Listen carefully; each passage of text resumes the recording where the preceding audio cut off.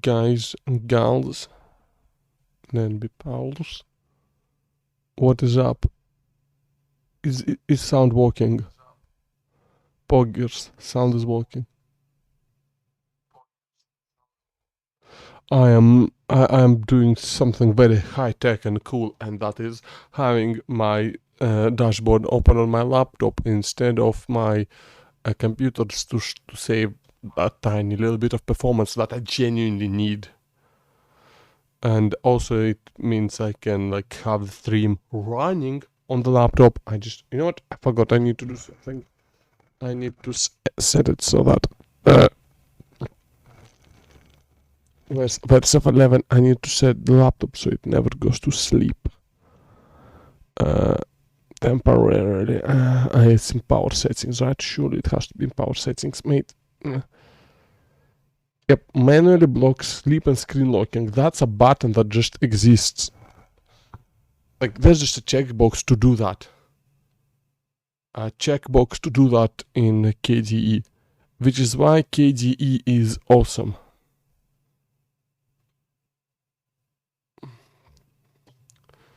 Yeah, so I better not forget that my chat is on the left now, not on the right.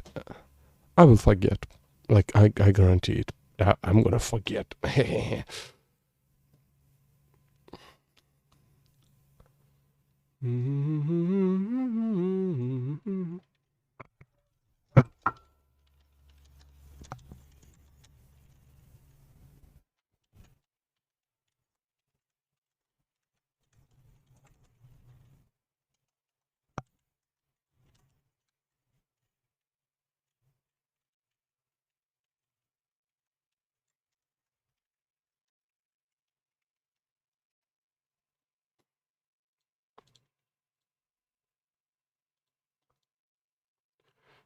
Just, yeah, do my whole and self-promotion thingy that you have to do if you are trying to be a streamer. Streamer of streams. I'm gonna just go ahead and put this thing in here as well. I'm going to, okay, where else is there like a self-promote channel? Not here, yeah. Yeah, here, just so like, so that, yeah. Yeah. Yeah, we're good. I think we are good. Ooh, hear that squeak. Check out that microphone arm squeak. That's good shit right there. My series, no, I've my championships. Only one championship, not running the MX5 championship because I'm not going to be able to participate in most of that, so freed up space for someone who could. I need to check if my laptop is capable of running a Sette Corsa. Most likely not capable of streaming it. I need to check if my laptop is capable of streaming Trackmania, because I've installed that and I've been having some fun. Just when I did all the training courses, I did do a bit of the campaign, like just, just the free-to-play content. For now, to figure out if I even like the game enough to pay for it or not. I want to try streaming it. I want to see if maybe people would like watching it. There's obviously an audience for the game that exists, right? But it's probably like popular enough where it's kind of just diluted at this point, and it would be hard for a streamer to get noticed.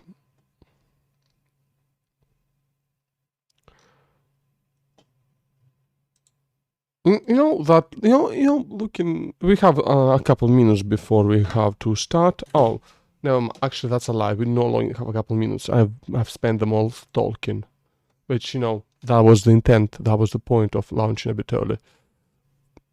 Let's check out. So, copy and paste that. Control C. Again, I could try and get into voice chat, but there's not usually people in voice for the Praga events for whatever reason. More importantly, it would be just a massive pain for me to keep having to mute myself. it, and you know, while I'm speaking to the stream and unmute to talk to other people, just might as well just not bother at all, because I am, you know, I do be a bit chatty on the stream. Just so you know, I also have been a bit ill this week, so I'm feeling a lot better today than I felt yesterday. Like I noticed this fucking night and day. I think I'm over the worst of it at least, unless it suddenly gets worse tomorrow, which is not going to be good. Cause that would not be good because I have work and I'm waiting for a delivery. I got yawn. Wow, yawn. I got things tomorrow that I have to do. But for now, all I have to do is to wait for our server to start up, and it's not starting yet. It's taking its time because that is just kind of how SGP is sometimes. Unfortunately, very unfortunately. And my neck starts hurting, not from the wheel, but from using the mouse in that awkward ass position. It's not something I want to see happen. Yeah, the server takes a while to launch for whatever reason on SGP. I don't know why. I think, like, I don't know what kind of system they got running there. Oh, there. Okay, it's up. It's up, ladies and gentlemen. It is up. And what is the password? This is the password. I will join. Someone messaged me on Telegram, and that better not be important. That is absolutely unimportant. Good. Because this phone's going into mute for the rest of the... actually, I need to do my Duolingo. I need to do my Duolingo dailies. I forgot to do them earlier, so I have to do them now, otherwise I'm just gonna miss the day again. And I can't have that happening.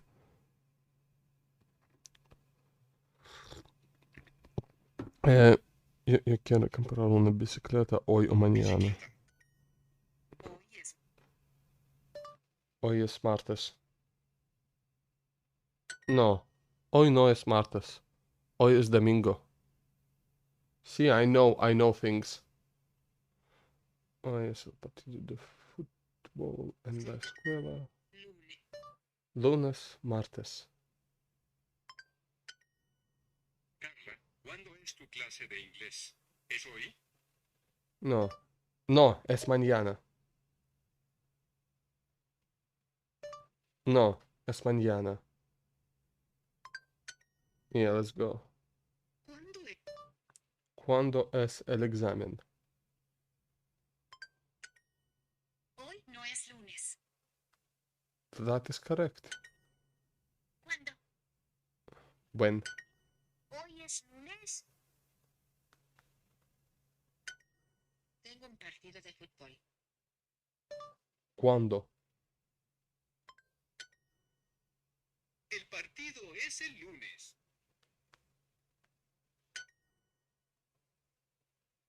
Hoy es martes. Sí, el partido de fútbol es mañana.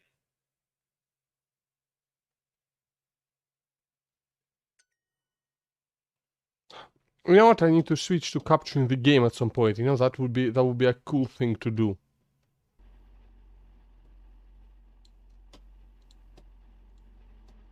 Wouldn't it? Sí. Mañana es martes.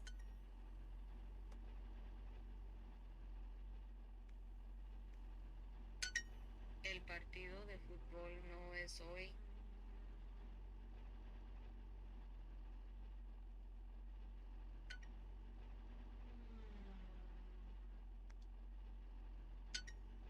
There we go.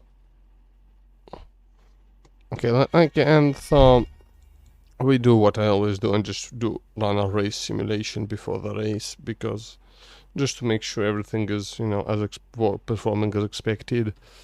I've got my setup here.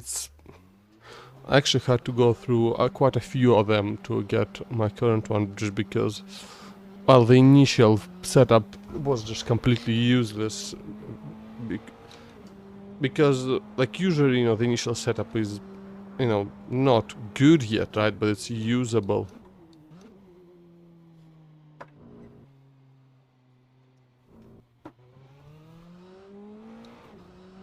Okay, grips at 100% already. That's good. Because I think it was set.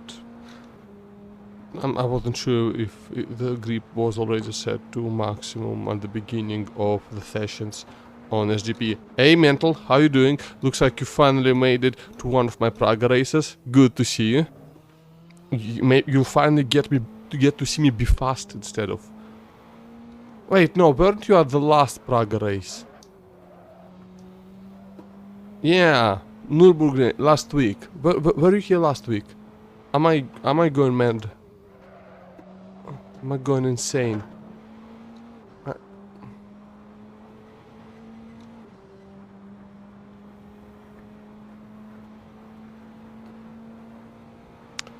Okay.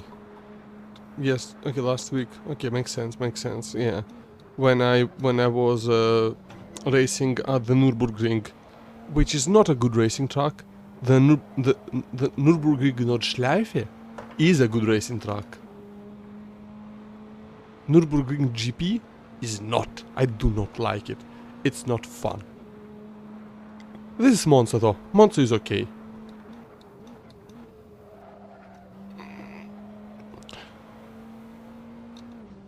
Monza is most importantly not my favorite Italian track. Alright. Hope you have fun gaming. Hope you have fun looking. And thanks for being here.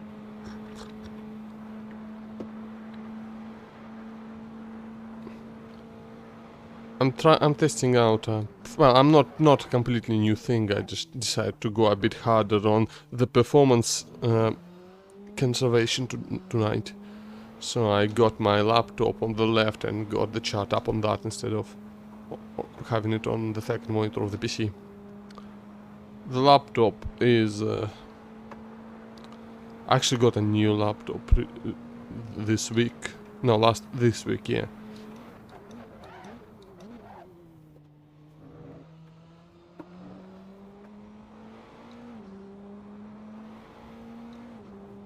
It was like a very stupid last minute rush to get it in the day, I think.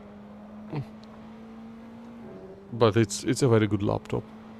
I've bragged about it to just about everybody at this point. But I haven't bragged about it on stream yet, because I haven't streamed since I got it yet. I wanted to, I just didn't. I wanted to test out NDI, but I have tested it out with a recording, and I know that it's not going to work for that because it still has the old NDI issue. Shit.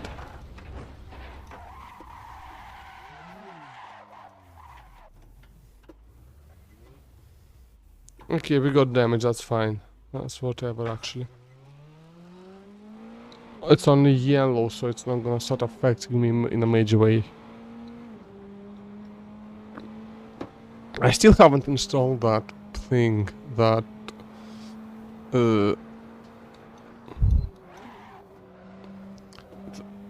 that software that was recommended to me for having like a... for having like a voiced engineer in my ear while I'm racing, telling me things with like, you know, my pace or the space when I'm losing time, gaining time. Bunch of useful info actually, and I just kind of procrastinated on setting that up, so I guess I'm not actually gonna set that up anytime soon.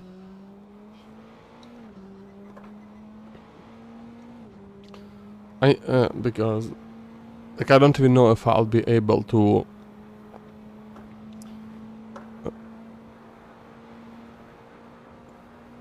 how much racing I'll even be able to do in the coming months.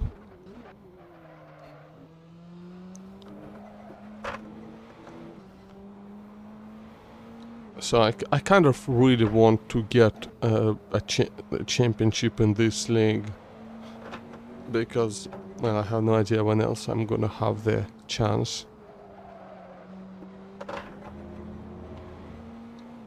struggling a bit for lap times right now. Actually, I'm just struggling for consistency. It's a bit hot in my room, but I don't want to open the window because then I'll get cold very quickly.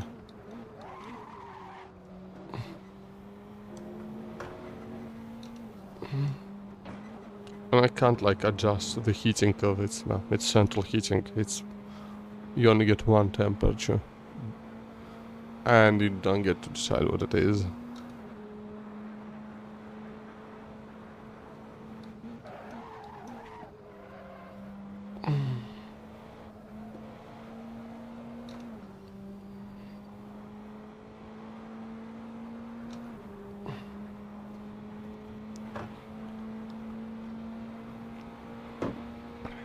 Oh yeah, I'm gonna be so sweaty by the time the race is over. Actually, I might have to shower before sleep. If ugh, lost a bunch of time just there by having to like starting a slide, having to save it, having to counter steer out of it.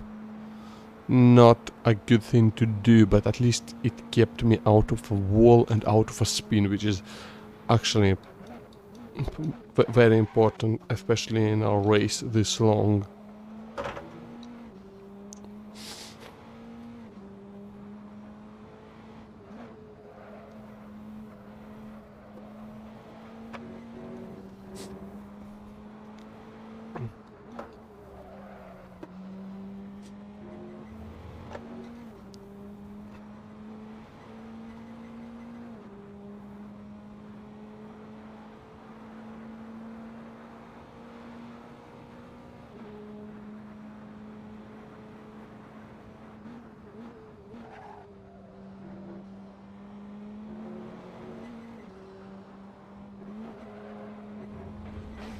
Oof. Went wide, but like that didn't give me time anyway, so whatever. Ben's gonna catch up to my time real soon. I think he's pretty fast guy. The one guy who was like really fast, he's left the championship, so I don't have to worry about him tonight, which is a bit of a shame to be honest. Because I kind of hope to like try and maybe find some track where I can compete with him on a bit more equal footing than what was happening before, because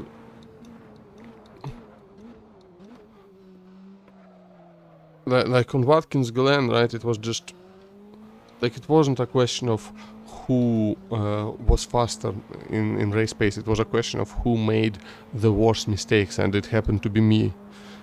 But thing is, he also made a massive mistake, right? He made one mistake, but it was massive. He made a strategy error, and if I hadn't been so damn inconsistent and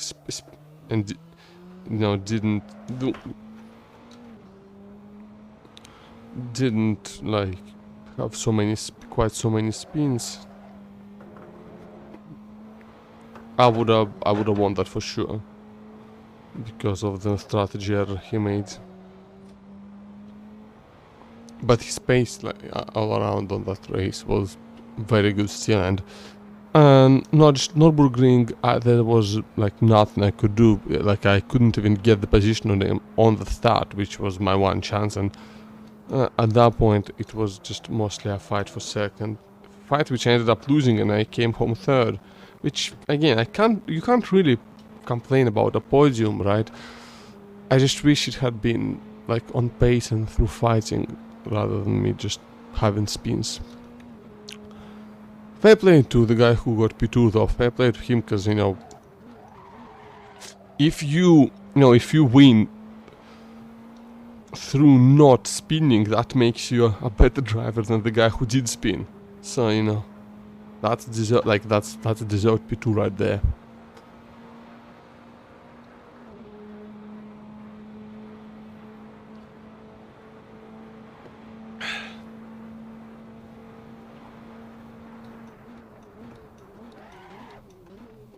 I just think, you know, there's a difference when sometimes, like when an overtake happens, sometimes it's because the car overtakes you. Like sometimes it's because the car overtaking deserves to have the place, right? But sometimes it's also when the car that's being overtaken deserves to lose it.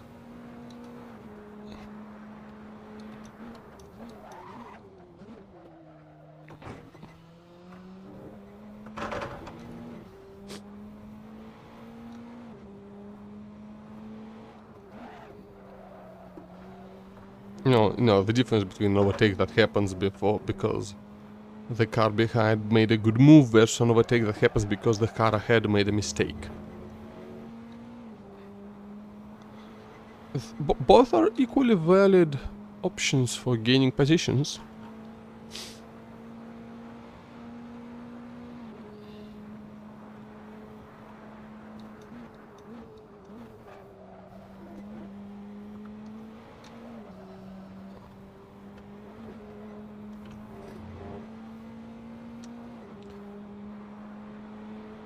I mean, I know I wouldn't be...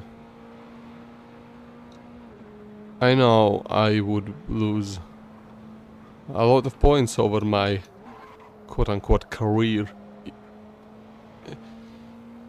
if nobody ever spun out ahead of me. I know, hit each other, done something silly. But I know I also would have had a lot more points and possibly a couple more wins if I didn't spin out like an idiot. All the damn time.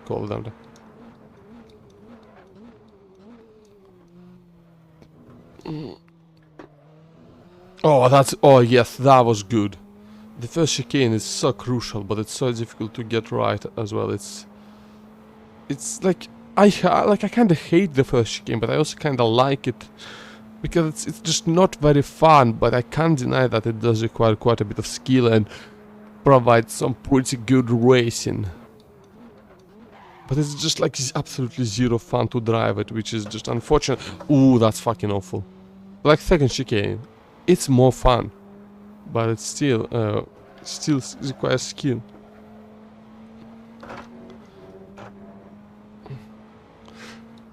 Okay, out of the Lesmos, I don't like these corners very much. They're just a bit too tight, and makes them just a bit awkward. I don't dislike them, but I'm not a huge fan. But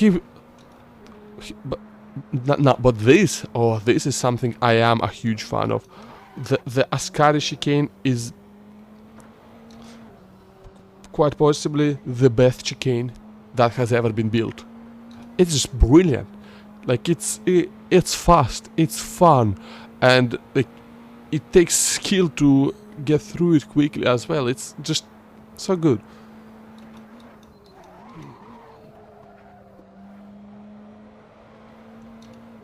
Just wish it maybe didn't have so many sausage cups, but I take the I have to take the good with the bad, you know. Sometimes.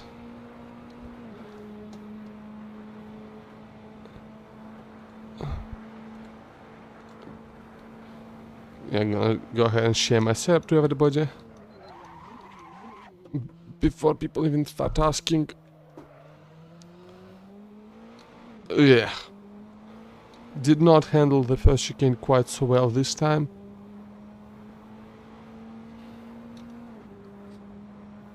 Sharing the setup is my way of saying hi, basically.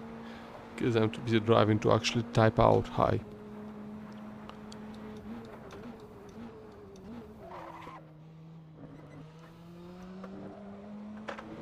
Oh, that's good, that's good. That's out of time save compared to last lap. Just, you know, not hitting that bit of gravel. You know, sometimes the best... You know, the nice thing about making bad mistakes is that all you need to... Nice thing about making stupid mistakes is that all you need to improve is to not make a stupid mistake.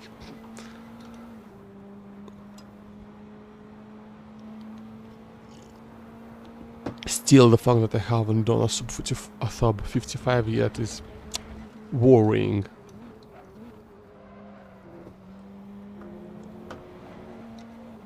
Okay, just don't, or maybe only slightly touch that curb on the left, that sausage curb. It can send you flying. A guy practicing made like a video of himself getting up sent to the fucking stratosphere by the curb.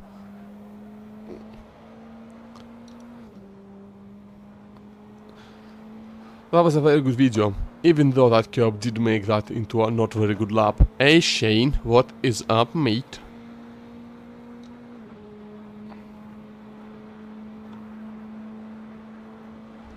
Fucking miracle that I was able to read your username. Like literally just completely in my peripheral vision in such small text. I need to enlarge the text even more because the chat is open on a 14-inch laptop screen right now. And the resolution is the unholy abomination that is 1378 by 766. Or in short, awful.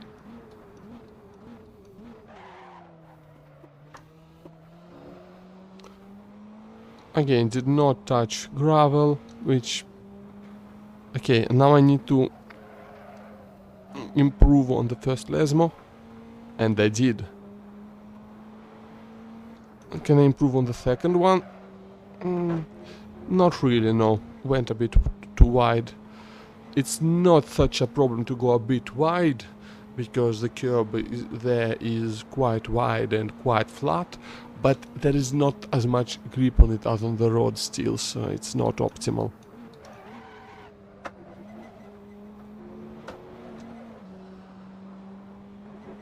Good, good. Didn't touch the sausage.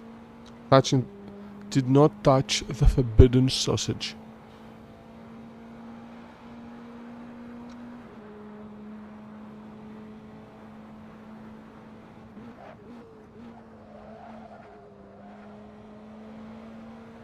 Too wide, too wide. Yeah, lost. Yeah, that's not. Mate, I haven't done a sub 40, a sub 55. What's wrong with me?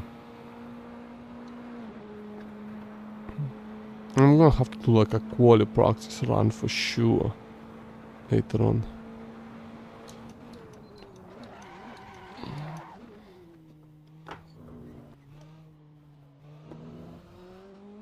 It's not such a problem if I don't do a sub 55 in the race, because low 55s is where I expect the pace of the fastest cars to be. But oh, touched grass, don't wanna do that, don't wanna do that.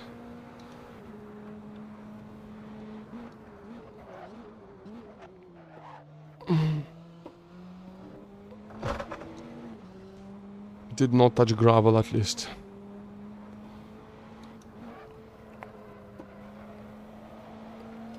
Oh, I did touch gravel here quite badly. Oh, spin.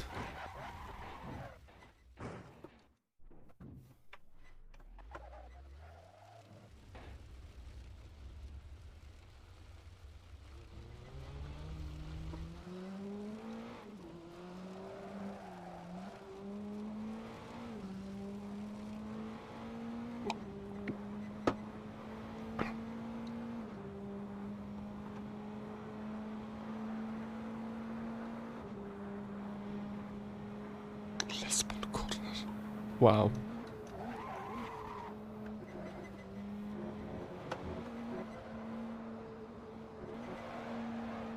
Oh, saved it. Saved it. Oof. The car doesn't want to stay straight if I let the wheel go. Okay, shifter. Okay, brake just at the end of the green on the left. And 130 kilometers is actually a bit slow. You can take a bit more speed through the parabolica.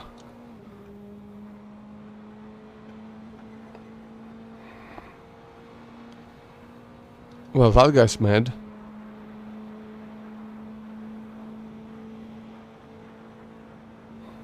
Oh, I.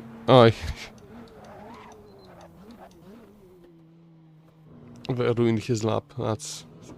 They ruined his best lap. Yeah. I mean, I understand being mad about that. Well, maybe not that mad. But you know, fair play. If he wants to just... If he limits it to that, it's fine.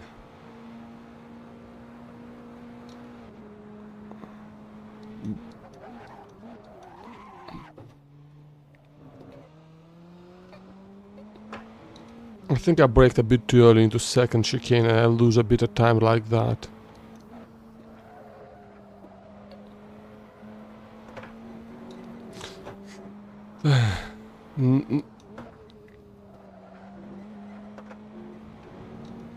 Okay.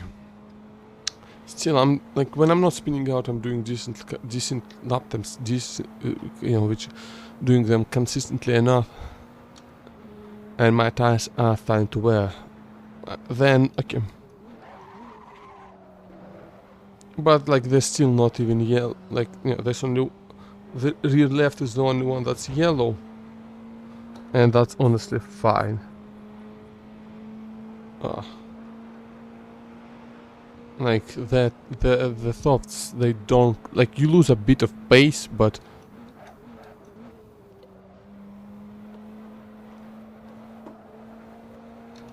you don't start really struggling for grip until they go into red. And then they're just not going to, because I'm gonna run them for half the race. Otherwise it's not optimal with fuel weight.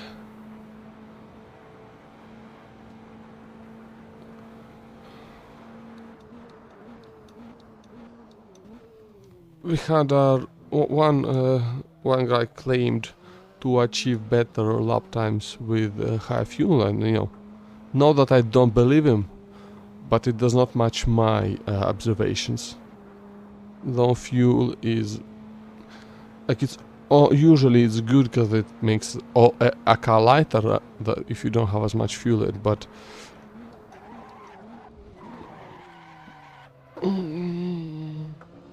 Praga seems especially sensitive in being a downforce single seater after all.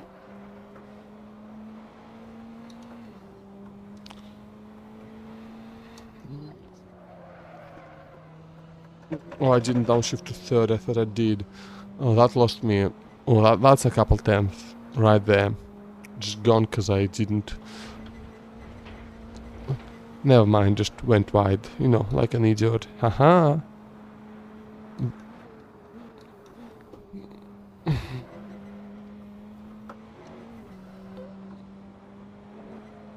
The fine thing about that triple throttle job is you can just kinda take it.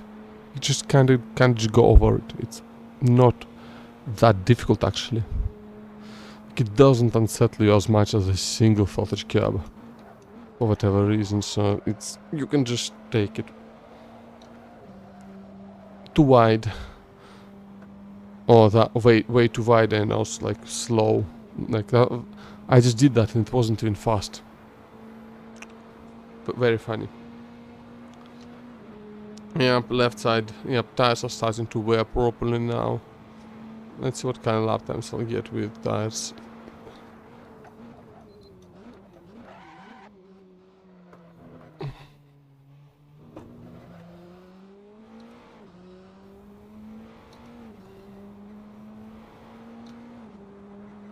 Oh, Joel Julius has joined.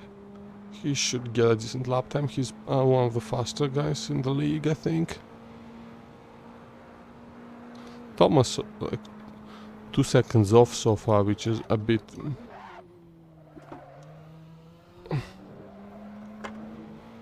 He had pretty damn good pace last week. I mean, he's the one who took P2 from me.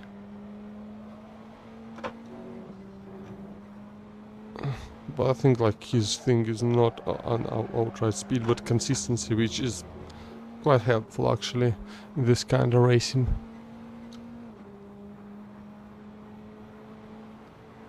Is Danon coming tonight? I don't see Danon. That's a guy who could use some consistency. Very fast, but just...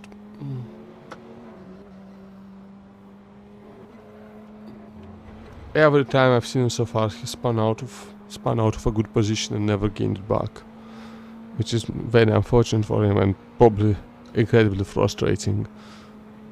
But you know, just guy needs more experience. That's all. Consistency comes with experience always.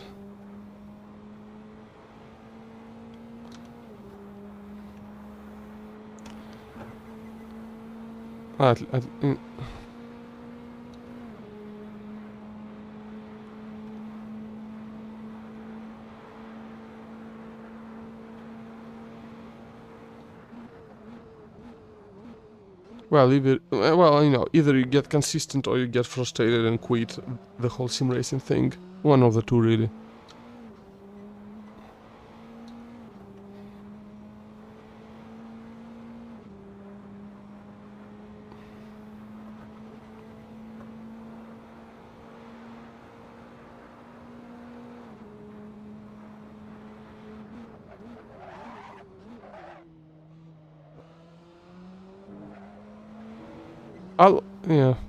I lost the though, yeah, it took me a real long while to get consistent.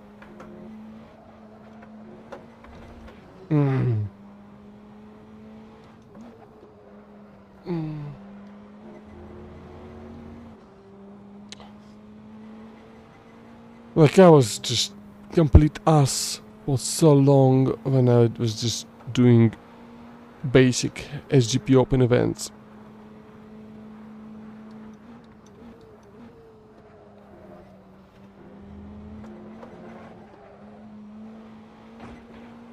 Wasn't particularly fast, wasn't consistent, and was most definitely way too aggressive.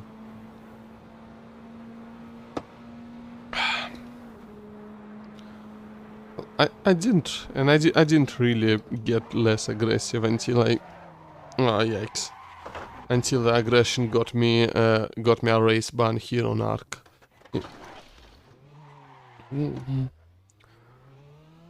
Kinda acted as a wake up call that I kinda needed to get my act together and, you know, stop going for spaces that don't exist. And, you know, sending it too hard on people.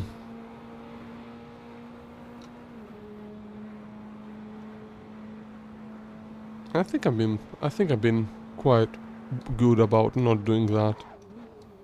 Partly because lately I was either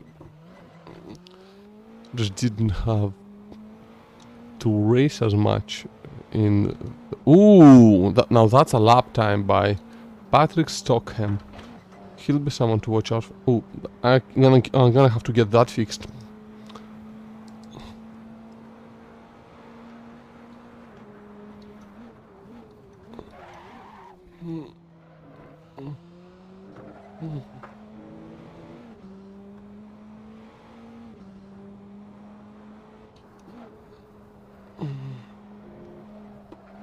But yeah, I'm a bit concerned about my pace, to be honest.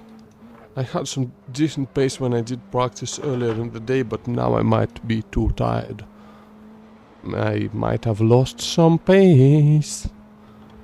I'm certainly losing some fucking concentration. Bloody hell. Just grinded on that wall for literally no reason.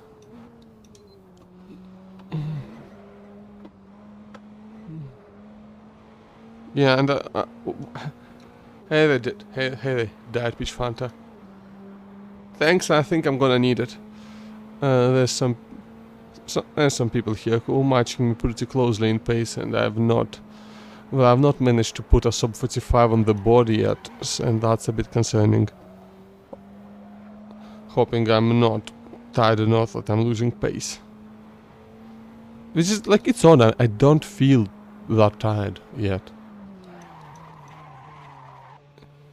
So convenient that Asada course just lets you enter the pit lane at fucking 200 kilometers and it's fine.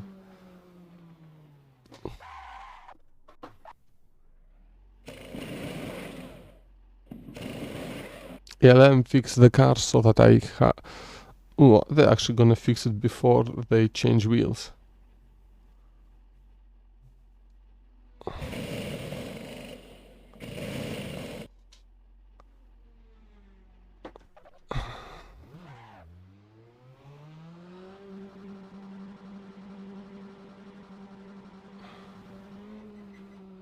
Yeah, but yeah, I'll see what kind of qualifying lap I can set. And I'll see what kind of pace I can get doing the slow motion mechanics. Yeah, high sub 95. Yeah, you can really tell. I was about to say it myself, right? You can really tell that they designed those animations to be a lot faster and then just slowed them down if they wanted them slower for some cars. Which, I mean, it only makes sense to develop like that, but it's funny. Funny looking nonetheless.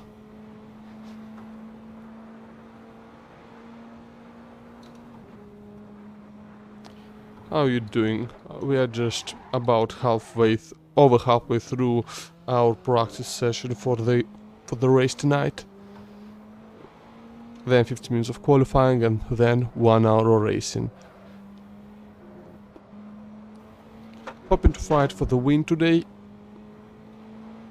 Kinda need a win to keep my championship hopes alive. I am currently leading, but Thomas, who's currently in P4 on the practice leaderboard, is quite close to me actually. He's been very consistent, picking up some good results in. Come on, let this guy go past, since I'm not since I'm on the outlap and also kind of fucked it into the gravel. Ben's another one to watch out for tonight. He's fast, and you know he can get some good positions. And obviously Patrick in P1 currently, who has set the current fastest lap time of the session. I'm hoping to take that away from him at some point, but I'm not sure if I'm like I know I can do a better lap time than what he has on the board, because I have done a better lap time than what he has on the board, but the question is whether or not I can do it right now.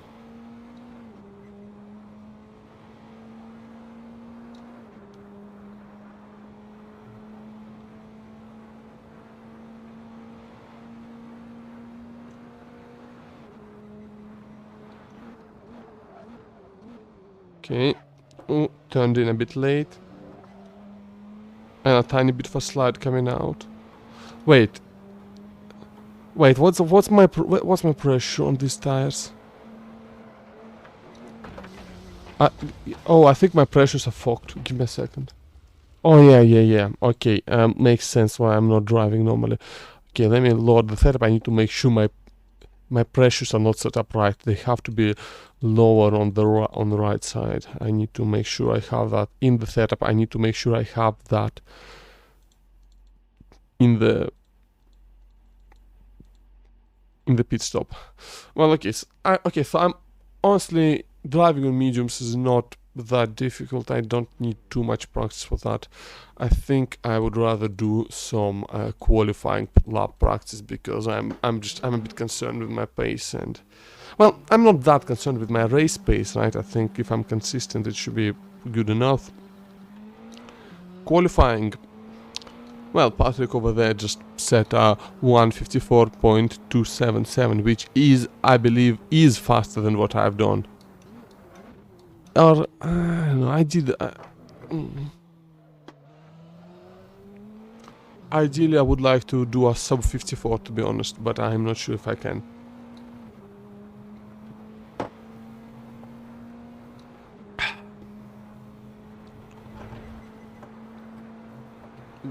The fact that I have not been able to get below 55 yet in the session is very concerning, in fact.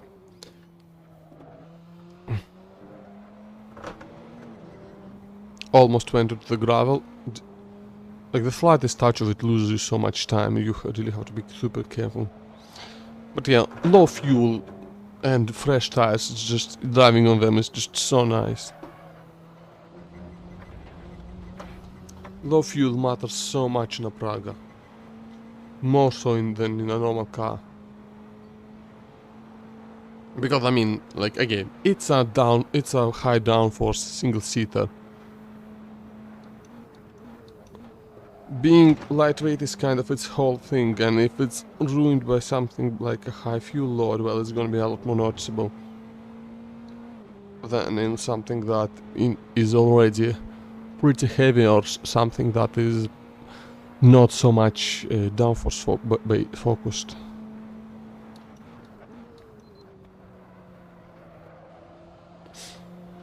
More mechanical grip.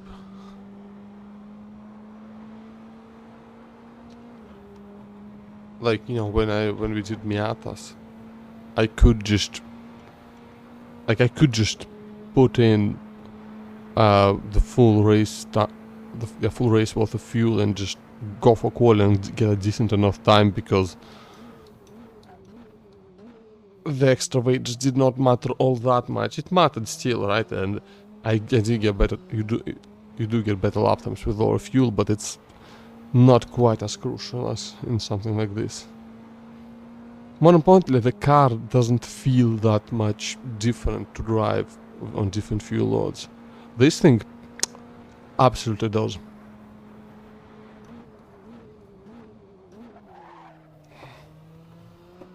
Okay, this... oh, I did not touch gravel. And you see the delta going green. That's because in my current fastest lap, I did touch gravel. Very silly mistake in the lap.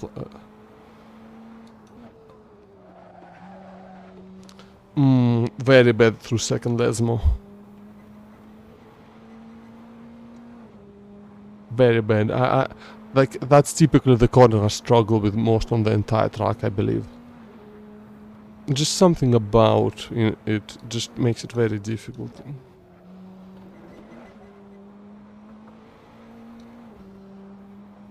Yeah, don't touch the 1/3 curb. But go over the 3.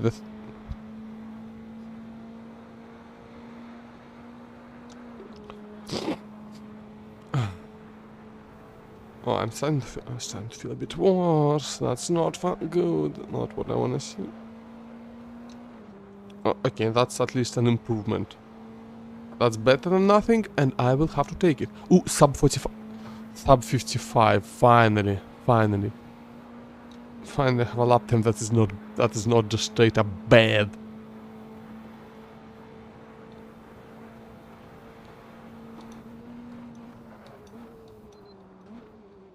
Let me 1 second, I'll get back to you. That's quite a long message, and it's... ah, fuck it, I fucked it into the gravel, so I'll do it now.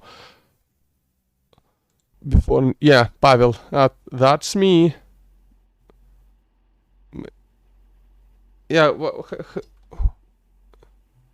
alright, see ya, thanks for stopping by.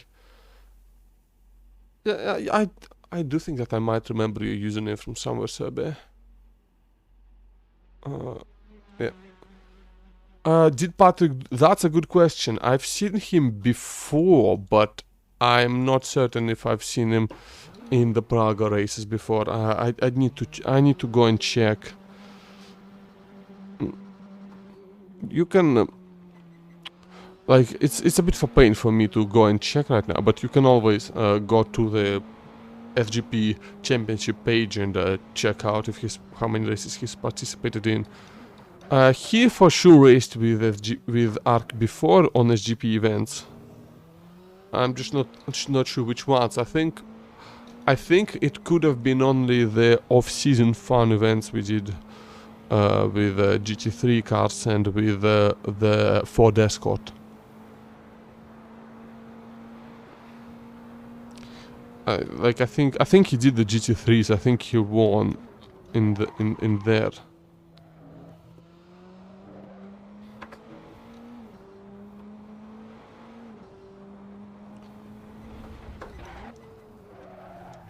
But now that I think of it, no, I do not believe he has done the past 2 Prague races, just because I'd remember him, like, he's fast enough that I'm sure he would be in the top 3, and I do not remember him being in the top 3, like, because, you know, the last 2 obviously on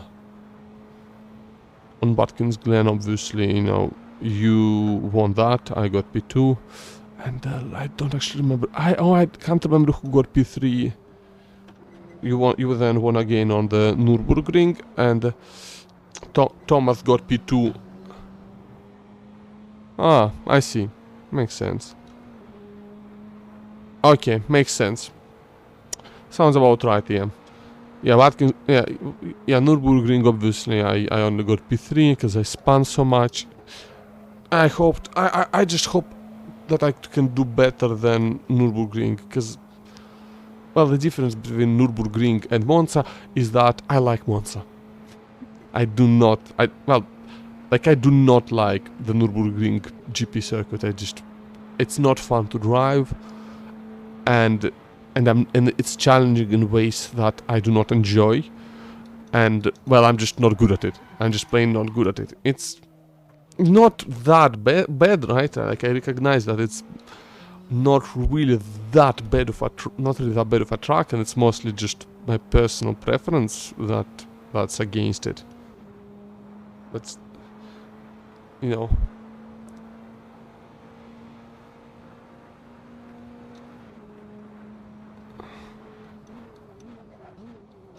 Okay, come on, come on. Ah, bad line. Yeah, and I mean, it's not like I don't try to do it. It's just that sometimes my line is not very good, and it's also, well, it's a thing. Another thing that kind of that is kind of works as a pretty good excuse for me. Very good excuse, actually, fantastic excuse. Is that my time zone just kind of fucks me for these races. They start, like, the qualifying starts at 11 p.m. Okay, so.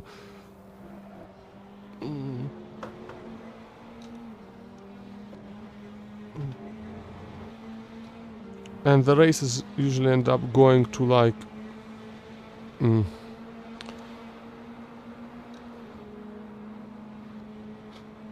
you're gonna lose time here because of the overtake, but whatever. It's not a real quali lap, so it doesn't matter that much. Like I said, my excuse is that my time zone kind of just means I'm quite tired by the time the races start.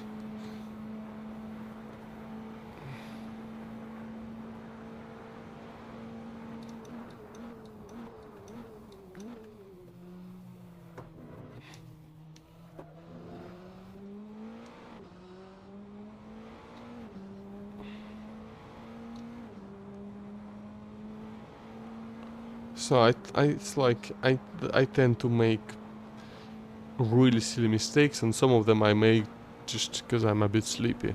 Some of them are just me, right? Some quite a bit. You know, sometimes I even still get a good result despite the silly mistakes, like like the race before you joined at Manicure. Like, I won that one despite, like, mate, I feel so bad because I lost the stream. I forgot to save the stream for Manicure, and that was unfortunate because that was really funny.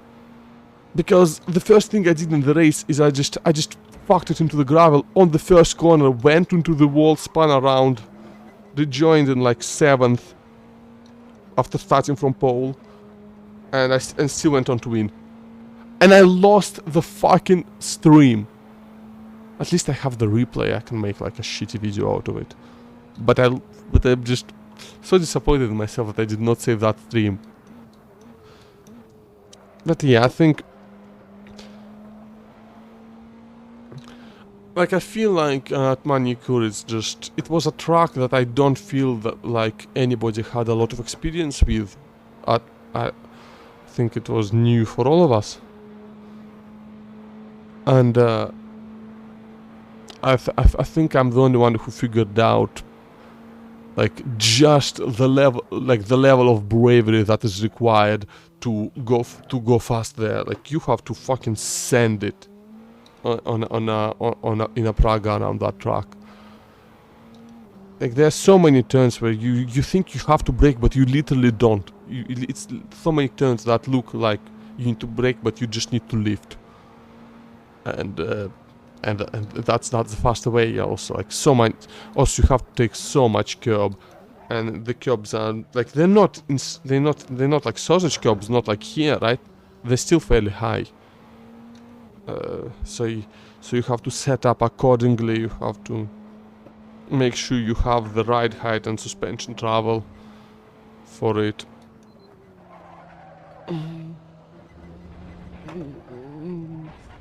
Yes, like yeah, that was my best pace track in the league so far. I had second best fastest lap at the season start at Spa.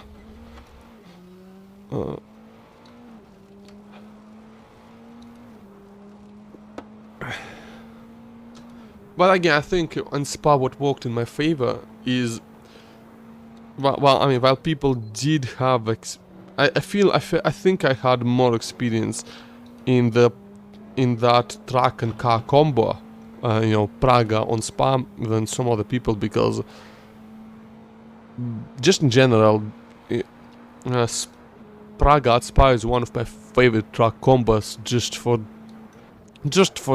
doing some casual Assetto Corsa driving, like not even racing AI or anything, just driving and vibing.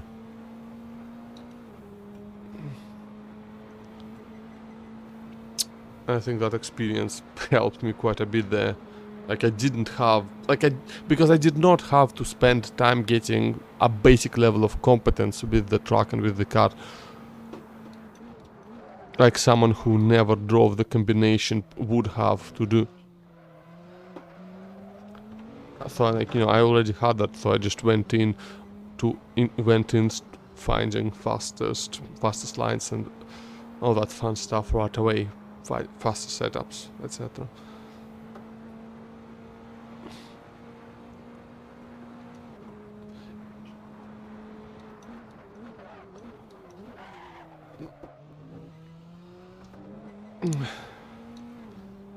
And Watkins Glen, I'm actually really bummed about not winning at Watkins Glen, because it's my favorite track in the league, at least of the ones I will 100% get to race. I really love Watkins Glen, so bit bummed about not winning that. Shit. Okay, I think I'm gonna take a bit of a break. I'm getting maybe tired. Too late setting. I just fucking did. Yeah, so yeah, out of all the tracks in the league, I think the two that trade for being my favorite are Watkins Glen and Road Atlanta. And I'm not sure if I will even get to race at Road Atlanta. Like I don't know if I'll. Like it depends on whether or not my laptop can run Assetto Corsa. It's a new laptop. It should be able to run Assetto Corsa, I think, by specs, but and also it's the screen resolution of the laptop is pretty low, so it wouldn't have to push full 1080p. So it should be easier to run. It's just a question of if I'm able to get it running and yeah. However, how well it will run online. But the CPU is more than capable, that's for sure. And I do think that I am more CPU bound than GPU bound in Assetto Corsa.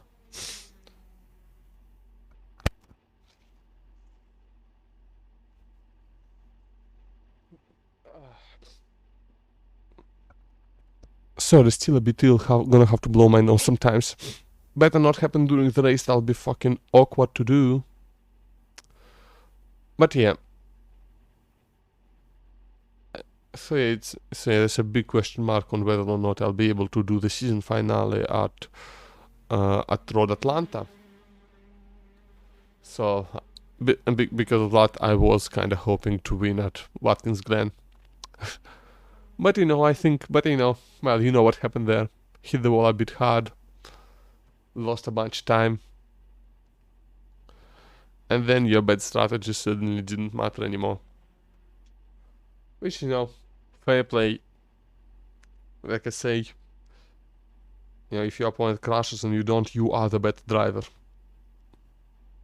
Well, Unless of course your opponent crashing means you took him out, in which case you're not the better driver, you're just a wanker.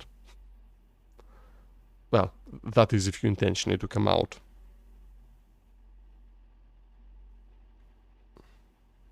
But if it's unintentional, then you also... Yeah, I considered them. I just, like, I thought about it. I just changed my mind. I didn't mean to mind game you like that, but I guess I did. No, I really considered it, but then it's but it would have to be like super short, super good, super fast stint on softs, and then a very long stint on hards. But what stopped me actually wasn't the performance of hards itself, but how much fuel you'd have to put in. That's the thing that stopped me in the end from doing that. To make it work, right? Fair enough. Yeah, to get it to work, you have to... I think I would have to just accept very long stint on hards, very short on softs, and I would have to put a ton of fuel, and I would just lose massive amounts of time at the beginning of my hard stint, and while it does take a bit to get them in the working temperature and all that stuff with the hards, I would be pretty heavily disadvantaged just by having that higher weight, and like 90% of the time that's really what dictates my strategy in these races. It's the weight of the fuel. I always try to go for an exact mid-race pit stop, because that gives you the lowest average weight over the course of the race. I mean, no, the average weight is still the same, right? But it means, like, there is no point where you are not minimizing the weight of the car, and with the Praga it is just so impactful. Oh, like, honestly, just even comparing, like, you said that you were getting some better pace. Mate, Patrick is fucking rapid, eh? Bloody hell. How I'm gonna be tough competing with him. Thomas is a bit over the pace. Actually, no, not that massively. He's like less than a tenth off P3, so this whole kind of P3 to P6, right? That looks to be super competitive. They're all within a tenth. Would be fun to be there. Yeah, I'm just doing softs to mediums, regular. Softs just start going off by the midpoint of the race. Like, there's 2 laps where they are really getting slidey, and you just have to be careful and control that, and that only brings them down to about the pace of mediums. And yeah, then mediums for the rest of it.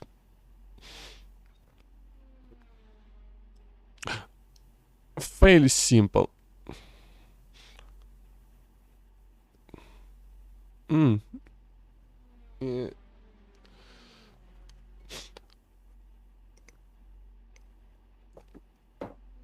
Like, I find, like, the thing is that while I'm happy that I voted to force the compound change, and I'm happy that it got implemented, I think it's not quite as impactful as I'd hoped it would be, because, well, the races they are short enough where there's usually only one really good strat, and like the softs, can last for long enough that it only really like that it doesn't make sense to not use them most of the time.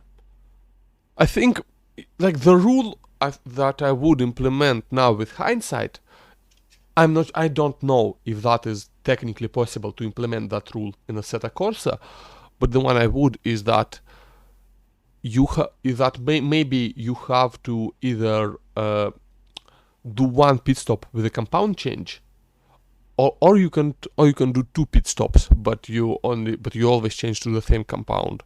And I think that would be very interesting. Like, can you save enough time by just doing the whole time on fresher softs, like to feed an extra, like to be enough to cover an extra pit stop? That's the question.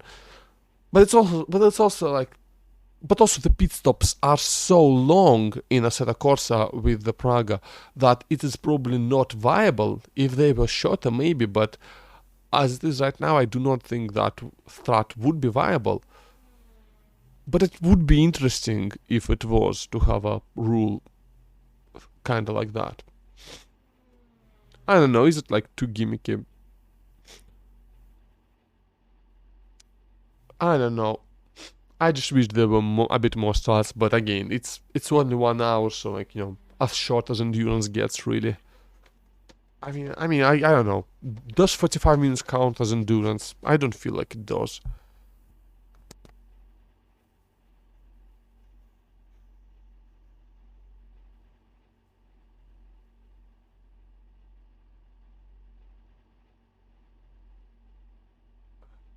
Better not be getting Moril again, because I got a fucking race tomorrow at the Avus. Fucking Avus. That's gonna be fun. It's gonna be stupid, I think, but it's also gonna be fun because it's stupid. 37 liters at a time, 16 laps each time, 32 laps total. And with the pace that's been set here, I don't believe the race is going to be longer than that.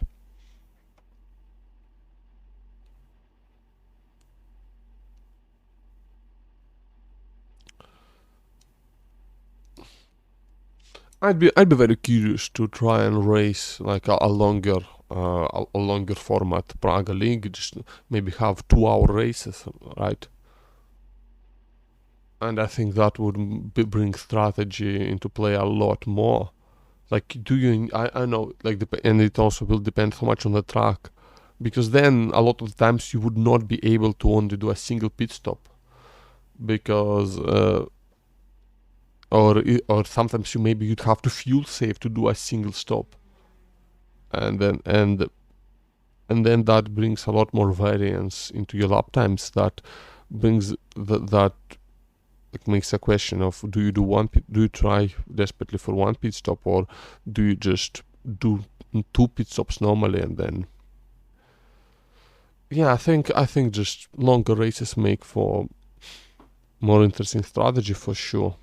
1.5 hours would be good too. 90 minutes would be good, because again, a lot of the times no. Thing is, at 1.5 hours, it still would never force more than 1 pit stop due to fuel.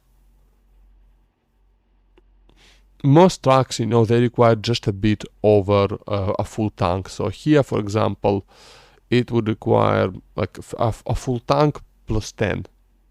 So that's what it requires here. So for 2 hours, you would have to then somehow, if you would have to fuel save 20 liters of fuel then, if you wanted to do it one stop. Yeah. So it would force a 2-stop race, which brings so many more questions of your compound.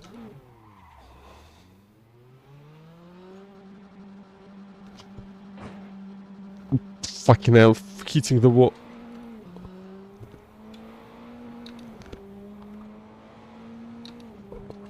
GLO. Open GL for all. Brilliant start, brilliant outlap.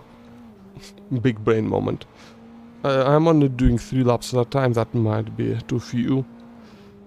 But again, I do want my weight minimized. Okay, I'm behind Ben Molam.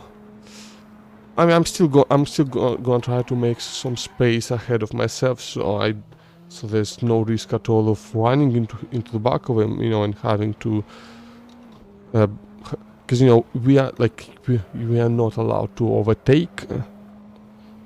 Technically, it's not a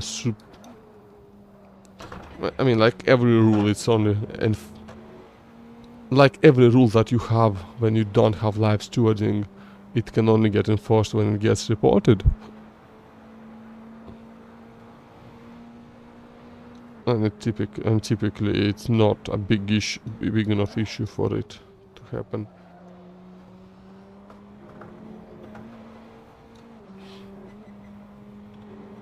But still.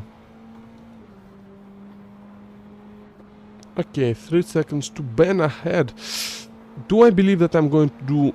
you know what, the space... There's a ton of space behind me, so I might as well make some space ahead of me. There's literally no reason not to. That guy who went off... Oh shit. That guy who went off better get out of the way real quick. Because his lap is not going to be good because he has compromised his start of the flying lap pretty severely by going off like that. And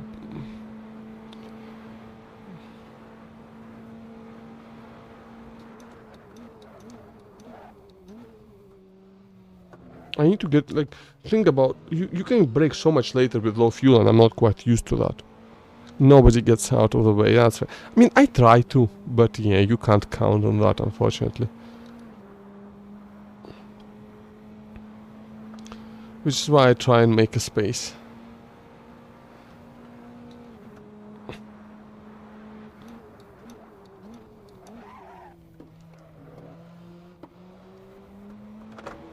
If I do this corner right, I can start accelerating like right at the first curve of the chicane and don't stop accelerating until I get to the Lesmos.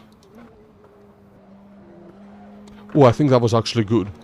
Like that corner, that's again my worst corner on the entire track. That was it right there, and I just can never handle it quite right.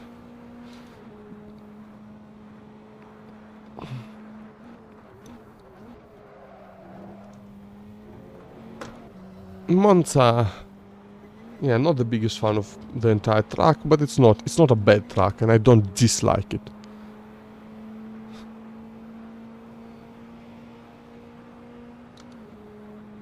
I just don't like it very much.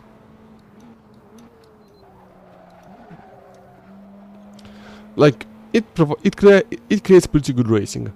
I just wish it was a bit more fun to drive without racing. You know, like, you know, Watkins Glen is a ton of, it's good to race, it's a ton of fun to drive it normally as well, because it has that roller coaster quality to it.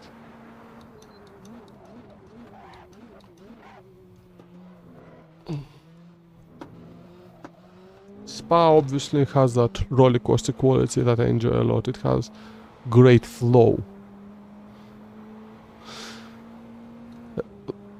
Because yeah, one thing above all, I think, that determines if a track is inherently fun to drive or not is whether or not the track has good flow.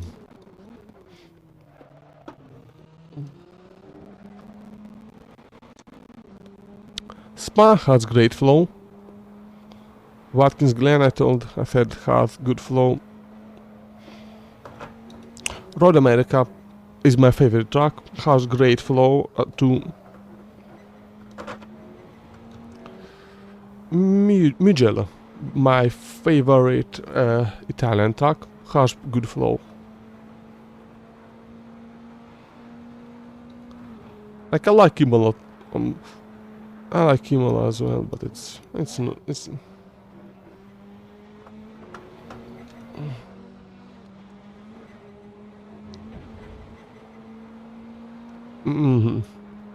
Okay, this is gonna be a, like, oh, he's getting out the way, or is he trying to defend? What are you? Oh, thank you.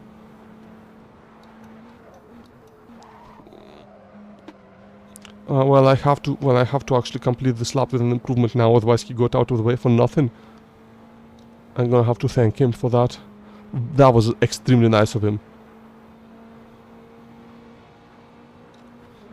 Okay, I'm gonna give him a bit of a tow here, and then just get out of the way. As I run out of fuel.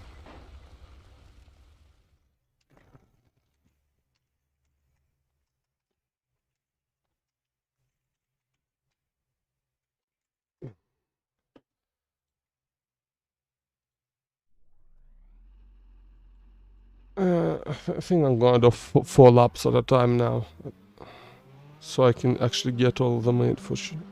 I think that will maximize the amount of laps I will get in. I think I got a okay, okay, that's fine. Just I'm gonna make space ahead at the end of the lap, as I usually do.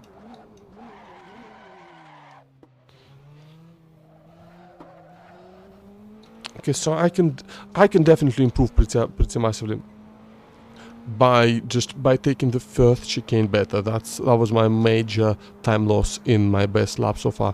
There's like half a second there I can take, I think. Second chicane was imperfect. I could do it better, I think. That's too much curb, but good acceleration out of it. Okay, I'm not gonna ride this guy's ass too much, because it's the kind of thing that can, you know,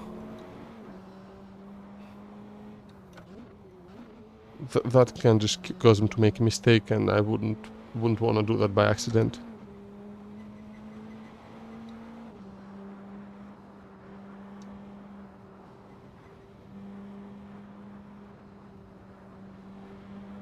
Okay, making some space. I'm going to make a lot of space because this is not one of the faster guys here.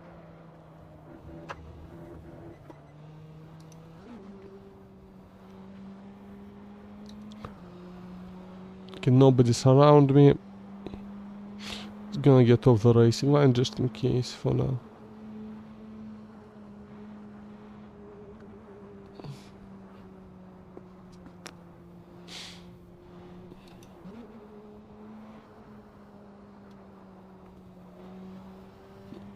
And this is where we okay, accelerate. Starting with the flying lap. Went wide for some reason. I don't know why I did that. No point. No reason. Just kind of dumb. Because it actually lost me a bit of time on the exit.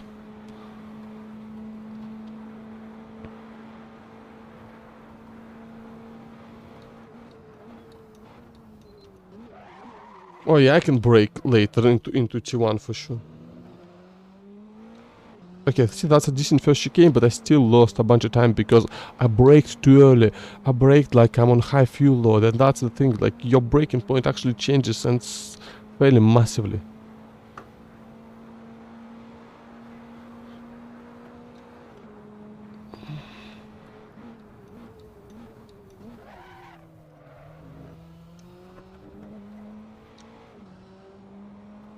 Manifesting good karma for turn 1. Yeah, that's clever of him. Very clever of him too, because you do need a shitload of good karma for T1 at Monza.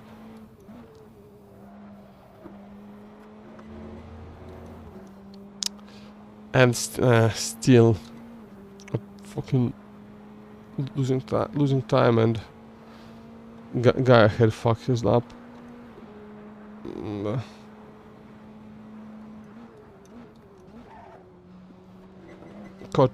Took too much curb, and also just braked too early again. I keep doing that. Why? I don't know why. It's this guy better.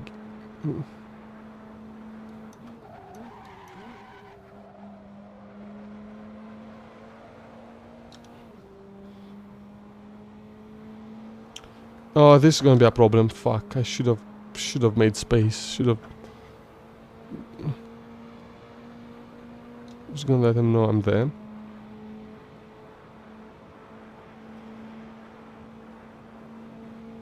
Oh, he's gonna brake so early, isn't he?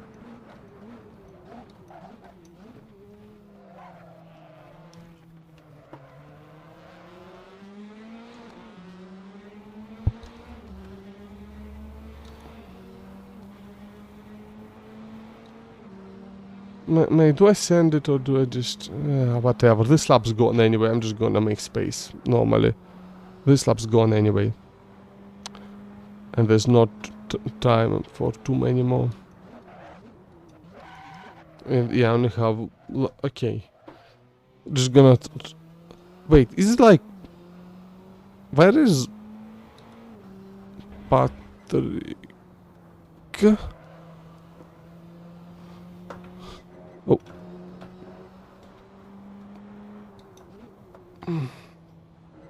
Thomas.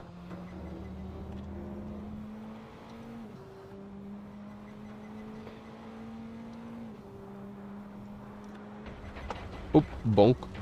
Shit. Well, that's one way to make space to cut ahead. Not too much damage.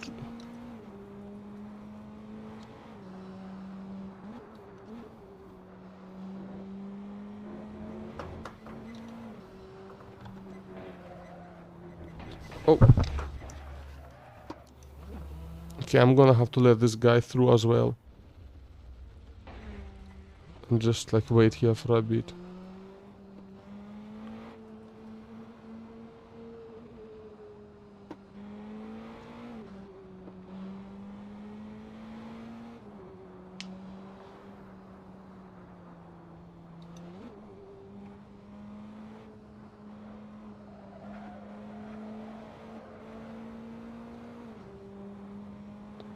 Last lap. Let's make it count. I think.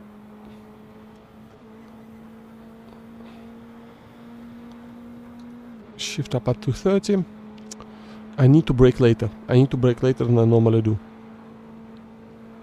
Come on, 150. And about halfway through to the 100 board instead of just after 150. And that's so much better. Accelerate at the apex. Fantastic.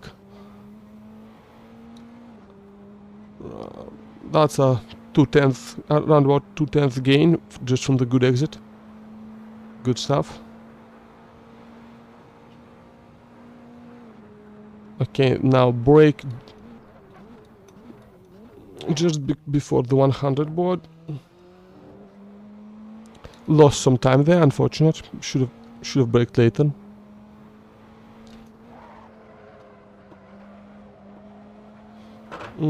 Bad line.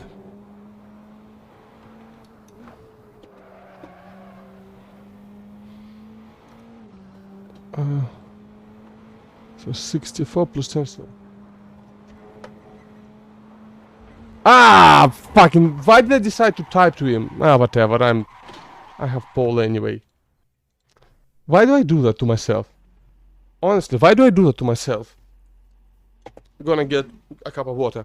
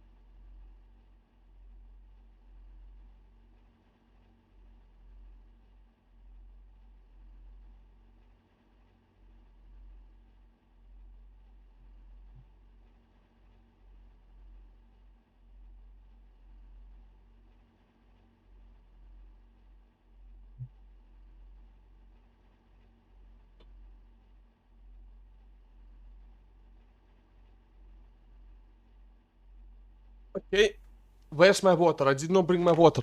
Fuck.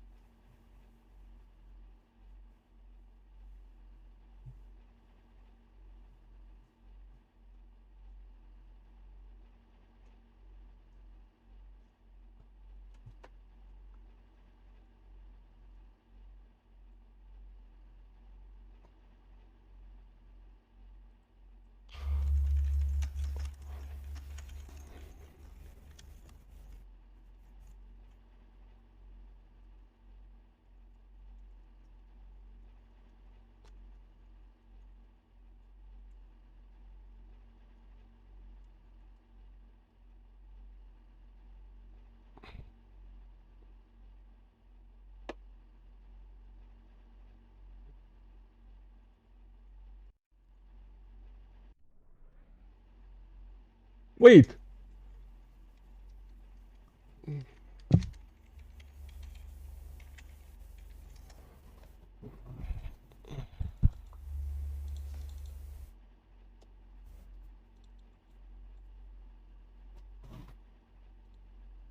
Wait! Oh, he took my pole position. Fuck, now I really wish I had improved.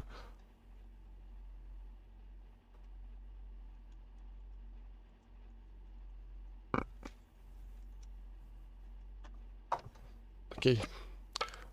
Okay, we're about to start. Let's get ready.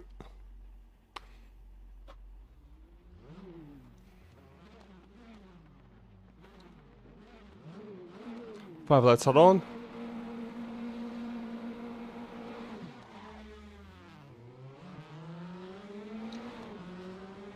He got a slightly better start than me. Good job.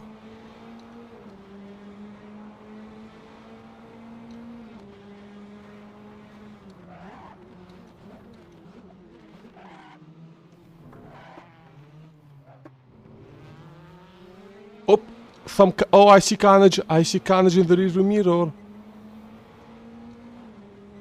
As usual. Well, I'm a soft, that's right, he's on mediums. I'm gonna get his positions then fairly easily. As me, so...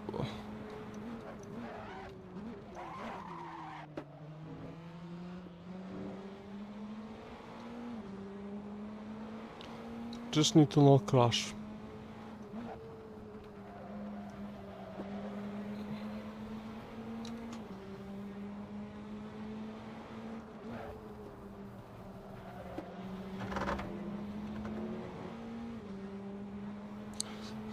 Hoping to slipstream. I need to get close so I can slipstream past him before Parabolica.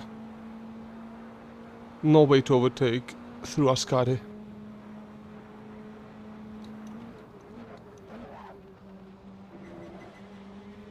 Too much curb.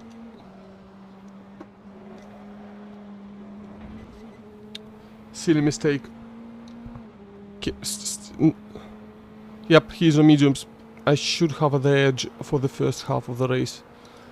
Just from tires, but I'm making mistakes.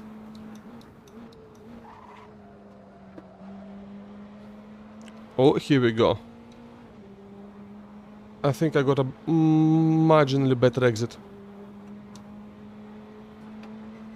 Between that and the slipstream, no, no. It would be such a massive send into T1 and I'm not going to go for it. Unless, is he going defensive?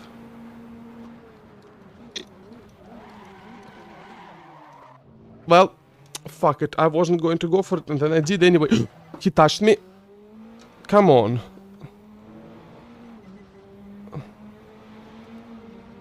Don't think that's gonna count as me turning into him.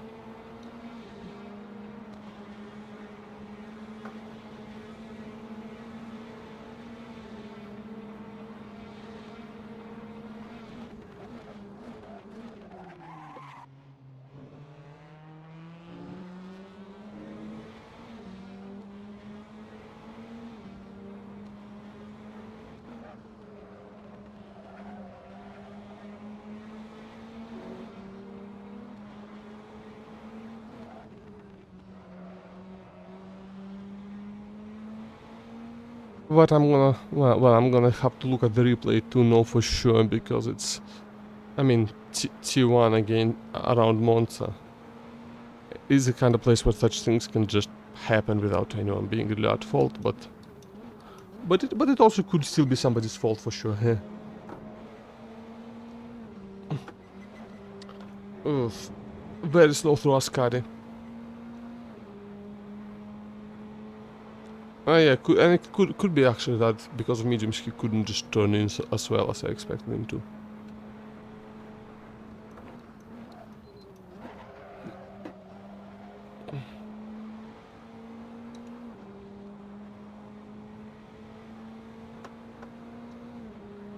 Okay, so what do you say? Do we send it again? Well, he's going defensive. I don't think I'm going to be close enough. to overtake anyway. Yeah, I'm not. I think he might have a high top speed setup actually. Oh, he takes an awful line, but so do I, so it doesn't matter. Ooh, did you see that? In the rearview mirror, he's back and just stepped out. He's trying he's pushing real hard to get back. To get back into contention for the lead. And because of that, flat mistakes are happening. You can tell, but... Like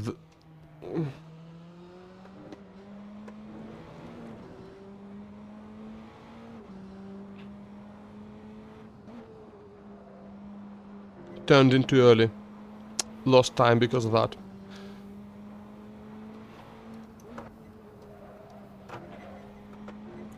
That was okay though. Gained a tenth on him, I think that... might gain a bit more through the straight if I got a better exit. Don't think I got a much better exit though. I think the difference was marginal.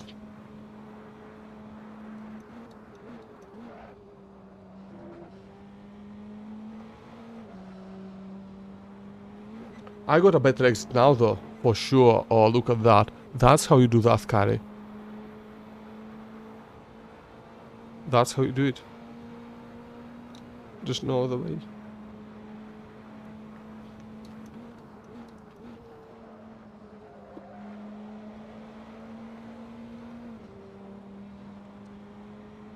I don't think I got a better exit, so...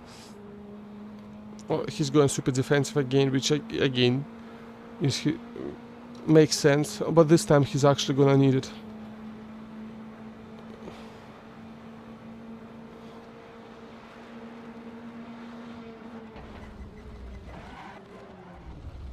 I touched grass and that sent me.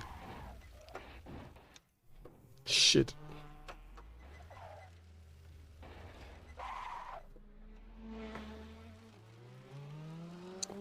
Well, that's a problem.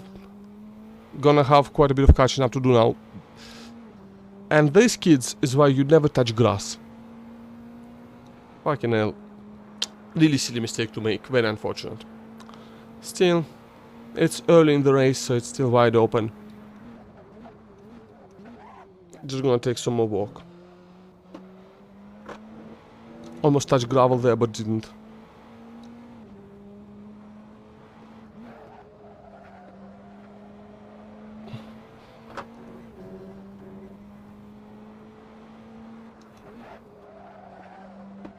Now I'm gonna be the one pushing to get back into contention and making mistakes because of that. I'm already making mistakes while speaking.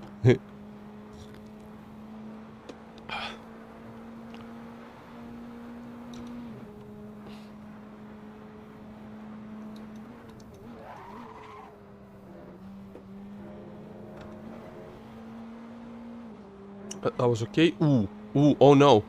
Oh no, I'm not the only one making mistakes. Oh, that's fucking unfortunate. And just like that, we are back to how we started the race. Isn't that funny? Just, you know, through all three of us doing something stupid.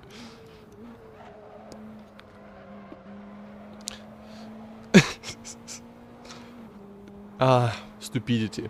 Truly the great equalizer of racing. It's so funny. It shouldn't be. Like, it's honestly stupid that I'm laughing at it. But,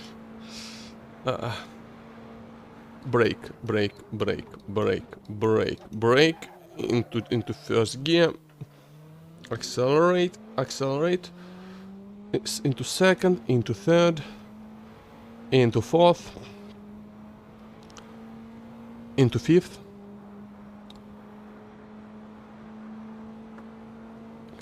come on, 230 kilometers an hour, I go into sixth. Then we brake around about halfway between the end of the barrier on the right and the 100-meter board, and yep, turning and just below 100, touch both curbs, start accelerating at the first curb and don't stop until you have to brake for the Lesmos. That was a decent way to make my way through those. I went off track a tiny bit, that could have cost me, but I got lucky.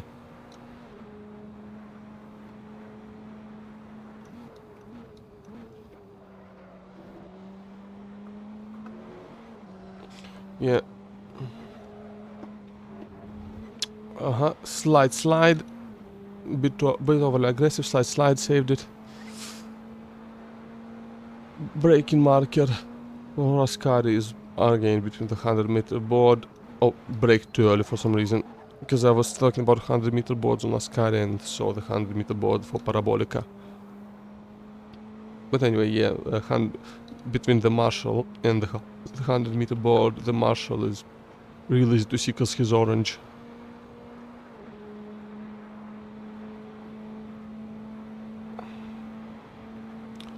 And again, new lap, brake about halfway between 150 and 100-meter boards, downshift to first gear, turned in a bit later than I needed to, because you won't touch the curb there. That was a decent first chicane, I'm quite happy about that. Upshift, quite happy about that. Bit of slipstream.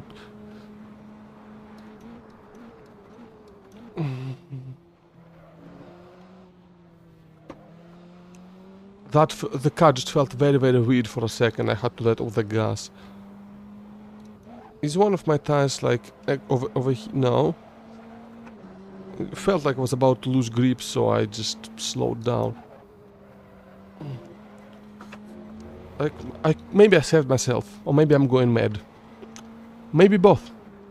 Maybe I'm going mad, but like the supernatural kind of mad, where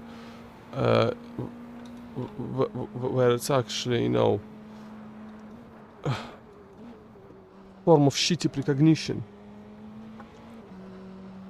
You know? Could be. Very wide. Shouldn't do that.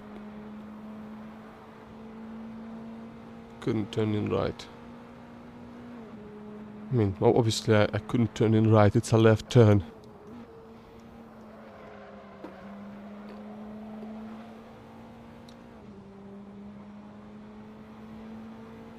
Yeah, no way to overtake into T1 here. It would be super sand and like it's going to just be instant death for both of us, but mostly for me. So just slipstream, get close, but not close enough to touch him.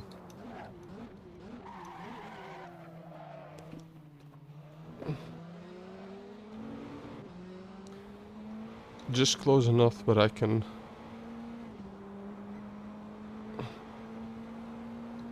have the big slipstream. I was trying to make like some sort of a joke about, I don't know, sneezing on him or whatever, but I couldn't find a way. Couldn't find a way to make it funny.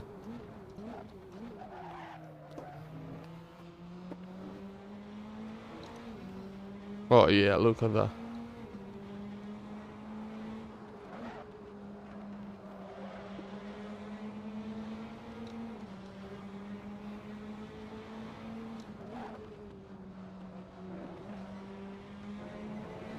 Okay, come on, I have to be able to just slipstream past at this point.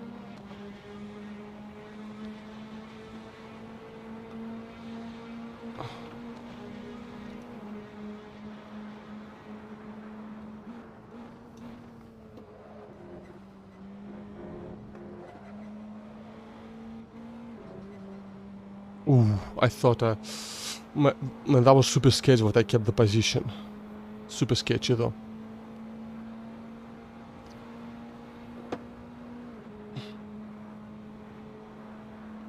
Mate, I need to get myself a long fucking straw instead of taking time to sip from my cup. I have a long straw, I don't know why I'm not using it.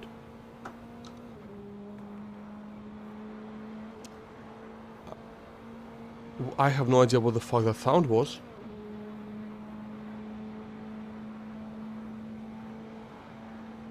That was not my laptop, it came from another direction. That doesn't sound it doesn't sound like any sound my phone would make.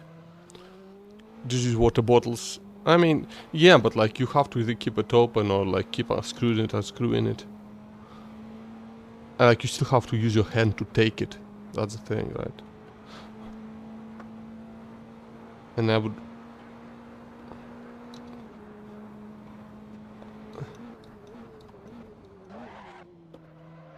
Unless of course there's some implication to water bottles that I'm missing that makes it so you don't have to take your hands off the wheel. I mean, bottle makes it harder to spill water all over yourself for sure. Yeah, I just... The problem with that actually is that a plastic bottle, right? It's a bit what it is. It's lighter than a cup, than a glass cup, right?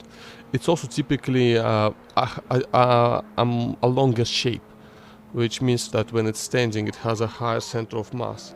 All those factors combined make it quite a bit easier to knock over than a cup. And then I don't just spill water all over myself.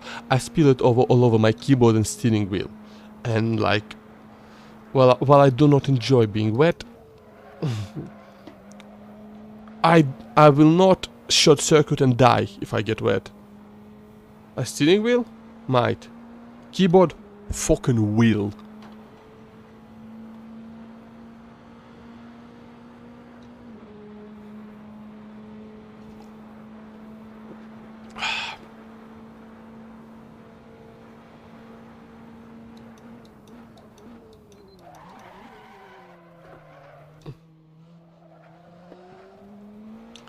No, this steering wheel had actually, this specific steering wheel had actually survived being in close proximity to my keyboards getting pissed on by a cat.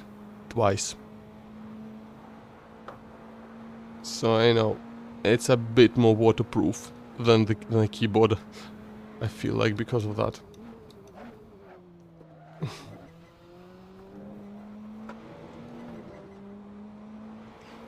That was a bit sketchy, but good. You know, just close enough to gravel when I got worried. Well, come on, let's do casual qualifying lap in race pace. How about that, eh? It's funny because for a long time I was like still I am to some extent. I'm genuinely often faster. Well, my fastest laps in the race are often faster than my qualifying laps. I think because in the race there's not quite so much pressure to just get one perfect lap. You just have to. You just kind of get into a rhythm, and you just go and try not to crash. When you are not actually fighting with somebody that is. Because of that, it's a bit easier to set faster laps for me like that.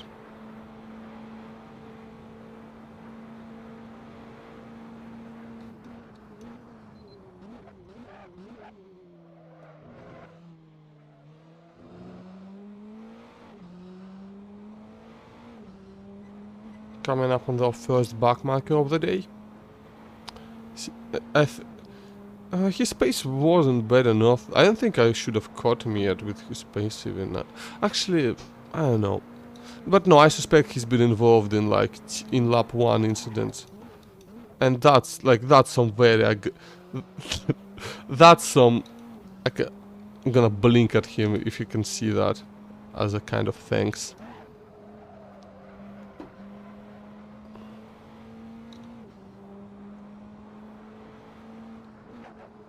Like he did not have to, he did not have to let me pass that early.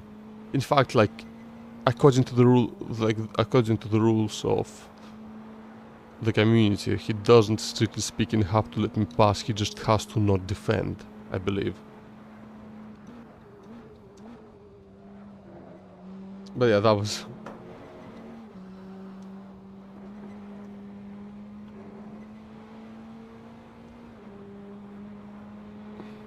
Yeah. I have been like kind of screwed over about by backmarkers trying to let me pass in really inconvenient places before.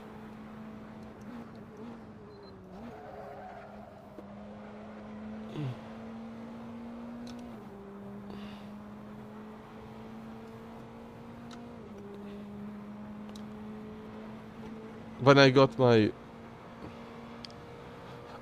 like when I got my race ban, or when I got my race ban fairly early on after I joined ARC. Yeah, like one of the incidents that caused it was me colliding with a back marker while trying to pass him. And part of the reason for why I collided is because, well, I pretty much I had to make the pass earlier than I originally wanted, because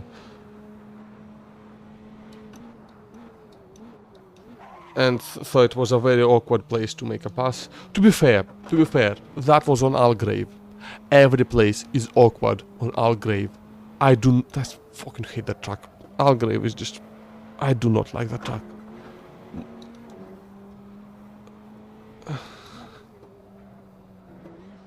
Algrave is most definitely the worst track I have raced on.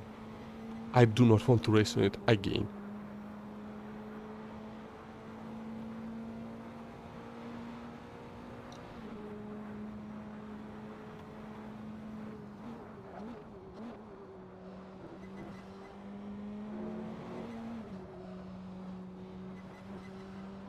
Like it feel like it. Like I said, what something I value in tracks for to consider them fun to drive in is flow, and Algrave has the opposite of flow. It is all awkward stops and weird starts, blind, like every corner is over a crest.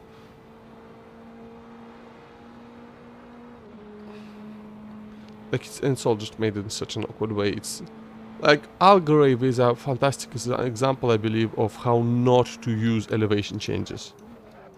Like people generally tend to like elevation changes in tracks. I feel like, at least I do for sure, right? But there are different approaches to it.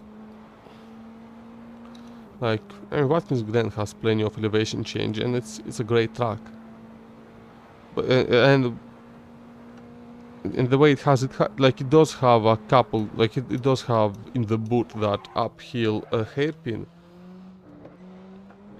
Like they have yeah, they got, you know, the boot. They have first the downhill turn, which is a very nice flowing downhill turn, and then an uphill hairpin, which again is like it's profiled in a way that is just pleasant to drive. It's challenging, and it's fun. Then, you know, there are some like you know, tracks with famous for elevation changes. You know, you got your Spa, like Laguna Seca, which just have some elevation change throughout the circuit, but mostly it's this one big set piece of a turn. And that works well if you get that turn right, then, you know, it'll be fun to drive, and, you know, well, I mean, on Spa, Borouge is not particularly challenging in a downforce car, but it is quite challenging on anything that doesn't have as much downforce, and it is always fun to drive. You know, the corkscrew at Laguna Seca, great turn, even though I don't actually enjoy the track itself that much.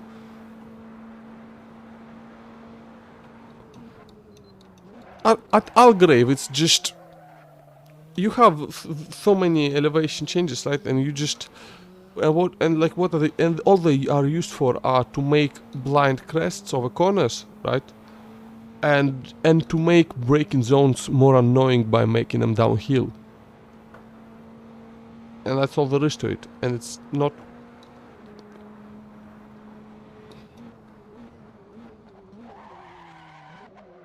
like T1, you know, obviously T1 is a big downhill braking zone. And it has like the only, after T1 there's only, I guess it would be like T2, you know that like, that really steep uphill turn right after T1. Like I don't remember if there's technically another turn between T1 and the uphill one. I don't remember how, like if that, I think there is, right? But anyway, that turn is like the only one that feels like it uses elevation in like a meaningful and fun way.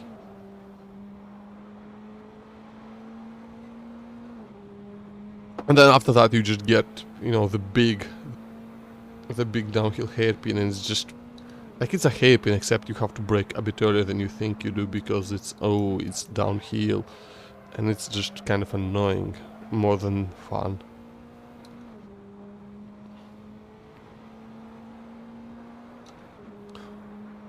Like once you figure out that breaking point where it's no longer matters that much, that is downhill.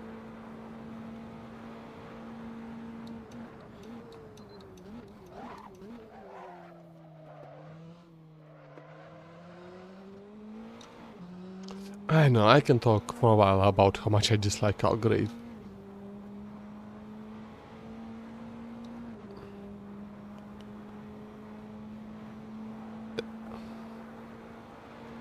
It's not like I'm, you know, terrible at that track, at least.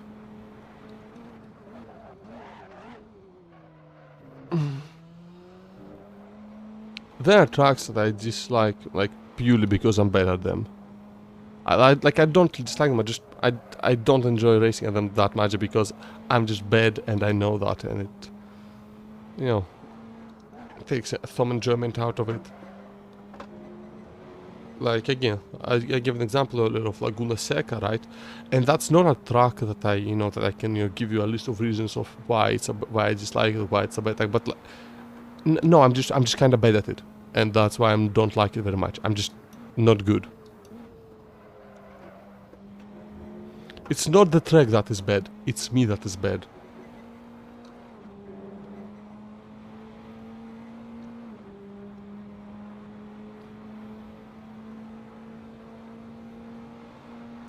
But again, like, more fun tracks I can enjoy and still not be very good. Like even like if I'm not in a Praga, I'm not typically very good at Spa, for example. Like when we did when I did a bunch of like F3 in SGP Open events, and when there was a short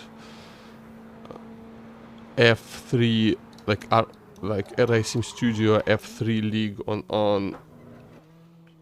Actually, I don't remember if the Arc League raced at Spa, but the point is, I just wasn't very good in those cars at Spa. Now, to be fair, I was just playing a worse driver back then. Obviously, I got better as time went on, but even now, I feel like, put me in anything that's not a Praga, and I'm not gonna be that fast at Spa.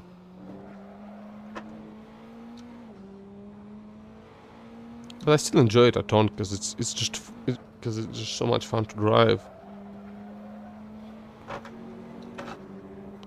Even if I'm not competitive.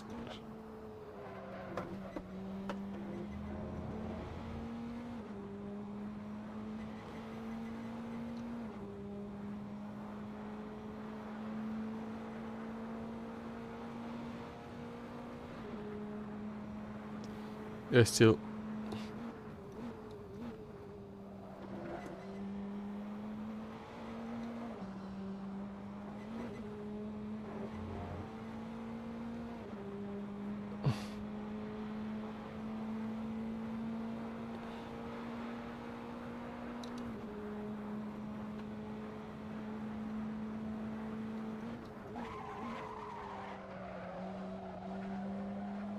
Oh. What are the tracks that I really enjoy despite being bad at them? what can I do? Cardboard Park is a massive amount of fun. It's also fucking insane, and I'm fucking awful at it. But I love that track still because of how insane it is. No, because you know, because at some point it starts having that I guess, I don't know, Dark Souls quality, I guess, where the high difficulty is part of the appeal. You know, like I mean, that's where the Nordschleife lies. Right, if you go to Nordschleife, you go there because you want to race at a track that's stupidly difficult and long.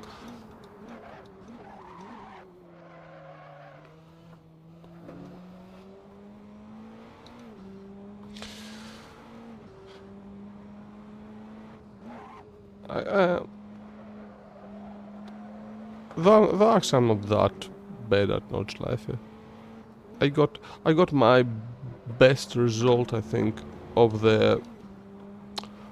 when we did the World Touring Class, Touring Cars League.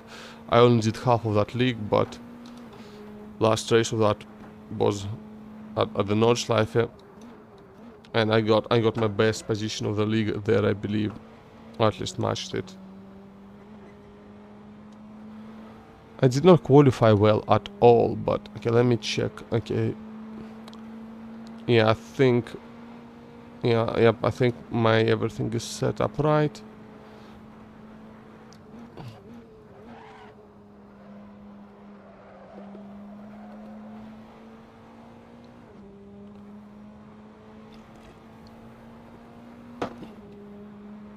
And you can just do this, and that's so funny to me that like a setter just lets you do that and just breaks for you.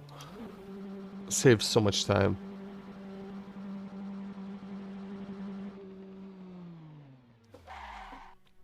Okay. Change the tires, fuel up, and let's go.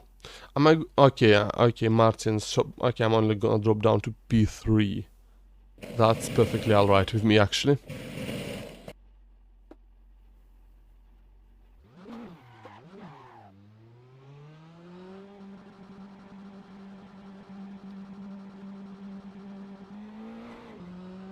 And that's my pit stop done.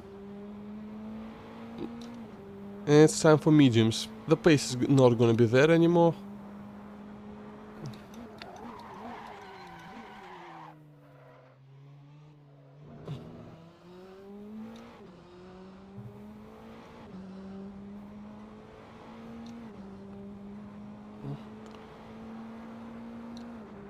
Look, Thomas is going, looks like, for a long stints on mediums and then shorts on softs.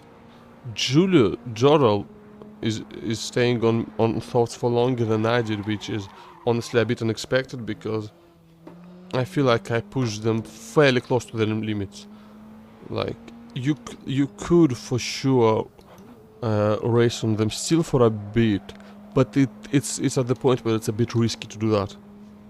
And like, it's not a risk I'm willing to take. I'm gonna see if it pays off at all for Jorel. Maybe he can. Maybe his longest stint on softs, like, might let him jump Thomas.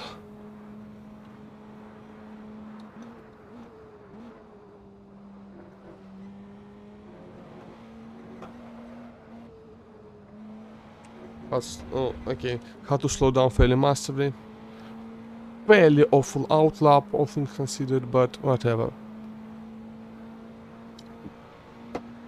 Man, I'm so thirsty. Talking a lot will do that to ya.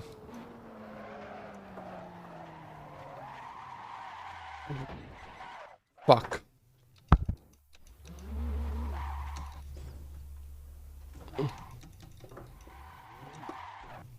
That's stupid. Now that's fucking stupid. Well now it's gonna be a fucking fight. How many seconds? I lost like fucking hell, 18 seconds? 20 seconds doing that? That's massive. Man. I was hoping I'd get through today without unforced errors like that. I'm like actually very upset right now about fucking looks like Jorl's. Yep, that's it. He's out of the pits and he's ahead of me, which is a fucking problem. At least he's on me. Man, Thomas is gonna win this. Thomas is taking this championship away from me. Fuck me, I'm so pissed off at myself for doing that. Like, all I need to do was not spin like an idiot by myself. And what I do, I spin like an idiot by myself. So disappointed with myself right now.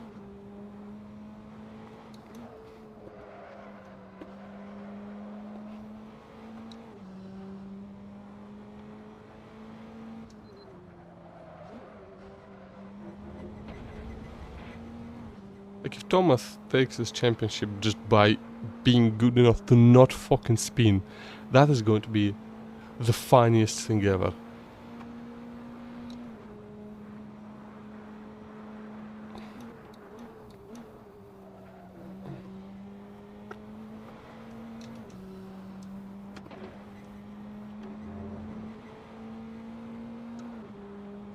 Okay, he's not going to the pits yet. It's like, yeah, this is my hope that he doesn't pit for a while and I get to catch up to him while he is on mediums as well.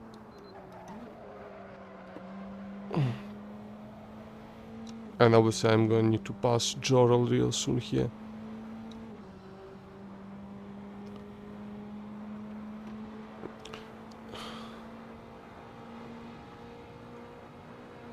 Okay, Thomas has not pitted yet still.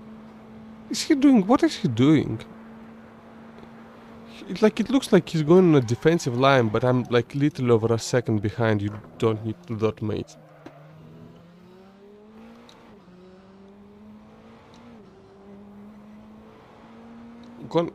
Gonna have to. I mean, there's not really a defensive line through the Lesmos. The normal line is the defensive line because you don't pass through there. There's just not. There's not space to do that there.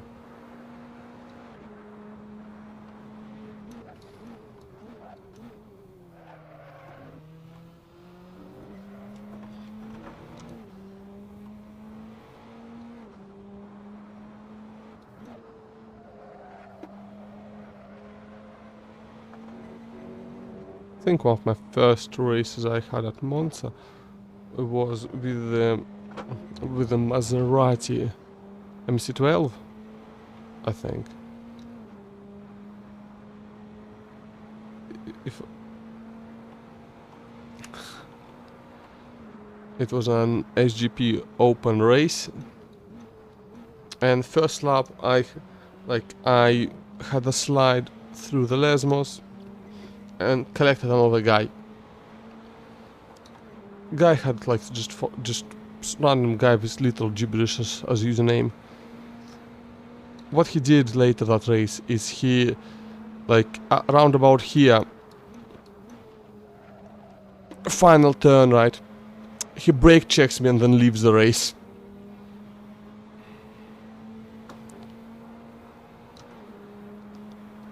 And I do go into the back of him and that just kinda ruins me. Fucking open events, man. Just taking like a defensive line all through here. That's fine, I can...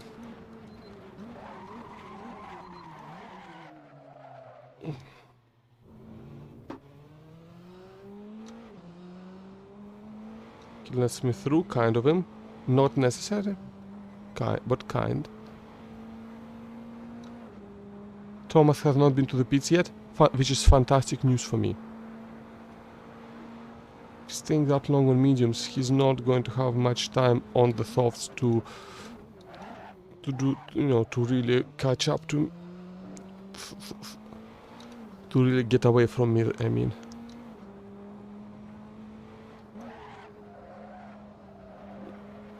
If I can still win this after that spin, I'm going to be so fucking proud of myself, I'll be honest.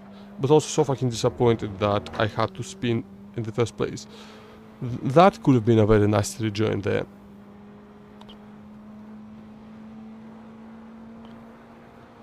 Oh, he's in the pits. Okay, let's fucking go. I need to catch up now.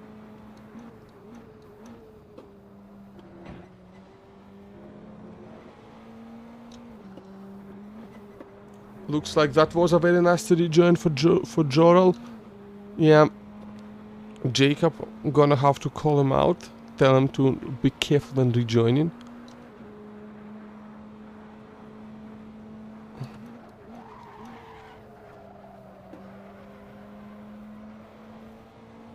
Now this is the question. Do I make it to the end of the pit lane before? No, I don't. Shit. I'm 10 seconds behind. That's... Okay, I'm gonna catch up more because he still has to accelerate. Fucking hell. Oof. Big question mark now on my win. Big question mark.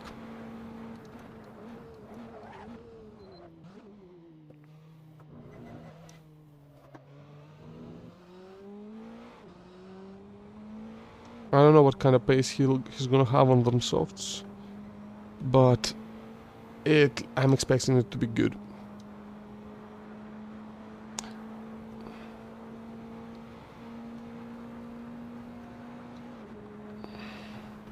Wait, Jordal got past. Oh, he's mate. I bet he's. Oh, well, I'm pissed at that gravel right now. Bet he's pissed at that. He is pissed at that back marker.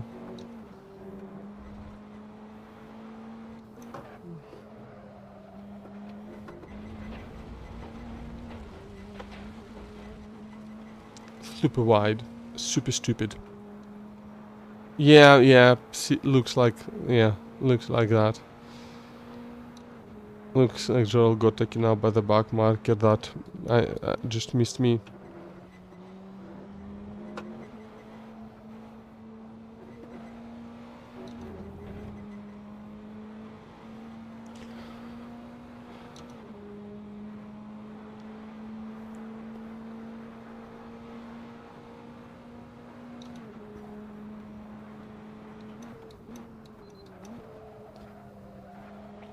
Getting the fuck out of the way is really an underappreciated skill when you are new and slow.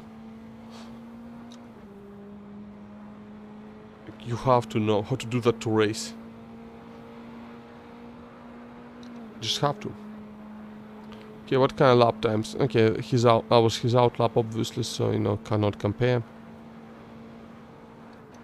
Hey, Mental, how you doing?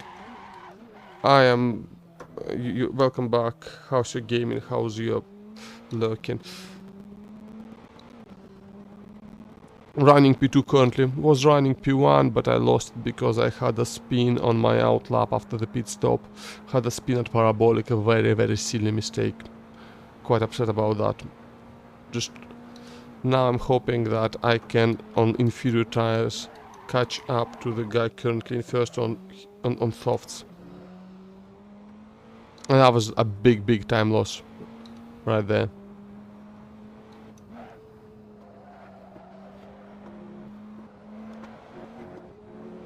Oof, and that was another one.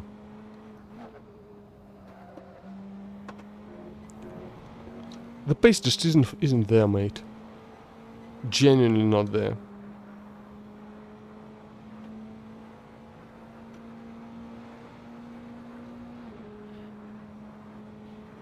Okay, brake down to third.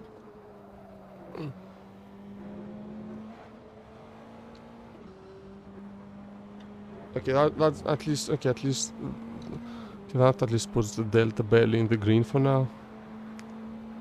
Still not good enough. I think he's gonna.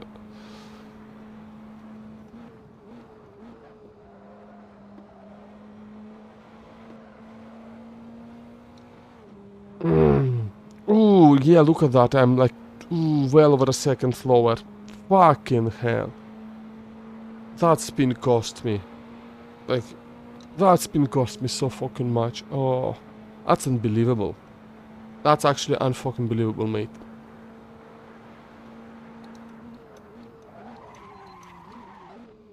I mean, it's actually not, because, you know, of course I spin. Saved it, but lost so much time.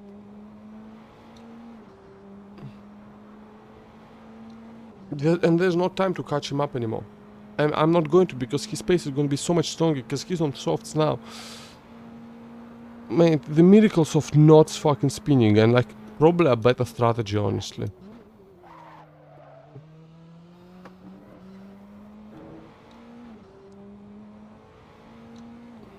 But mostly just, you know,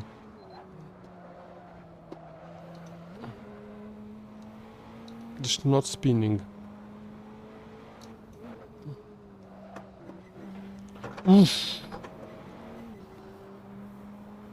Yeah, all my hope is that he gets slowed down by back markers. I just need to go taken out by one. Maybe he will get taken out by one. But that'll be a shitty way to... That'll be a shitty way to win, though.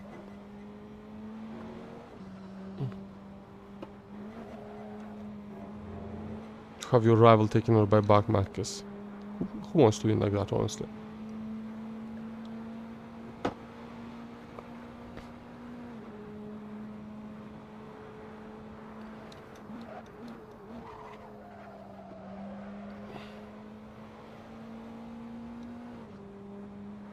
This is next, but like I'm still losing time compared to softs, just because I have to run such lower pressures in the mediums. My top speed suffers. Oh.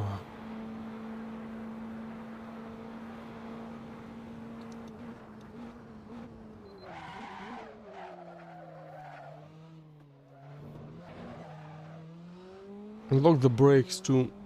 What's wrong with me? Like I did, and the thing is, I know I can do better lap times from mediums. I did them. I'm just not doing them when I need to. There's not laps to catch up to him. Not anymore. Not unless he crashes.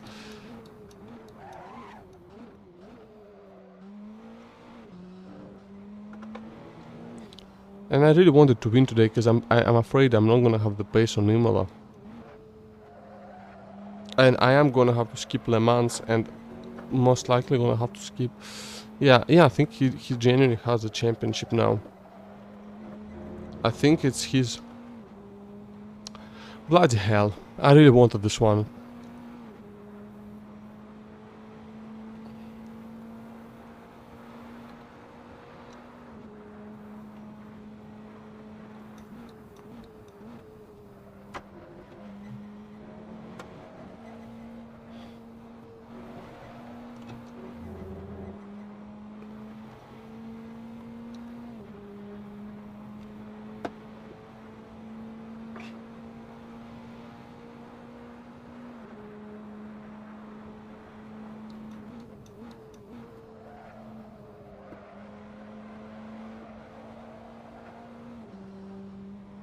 And like, look at that! I lose so much time on the fast turns because my tires are ass, mate.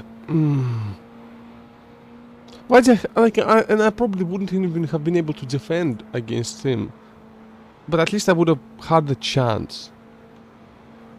Ugh.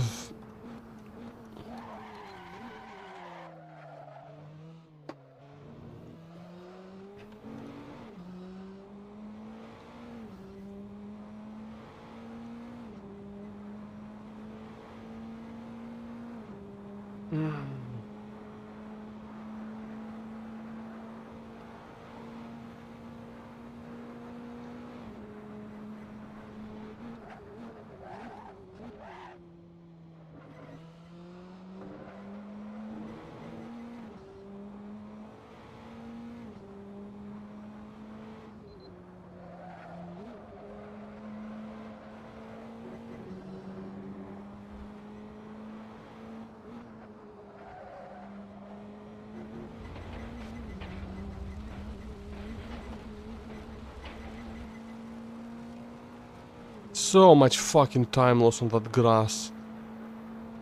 Do not touch grass, kids. Don't. Just, like, don't. It's bad. Makes you slow.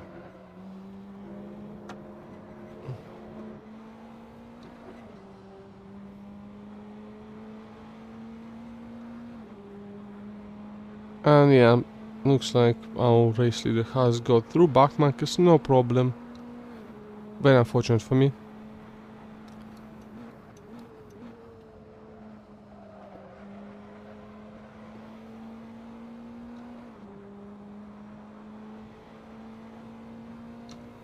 Look at that exit speed, it's so much slower than on softs. And he just did the fast lap of the race, I think, too.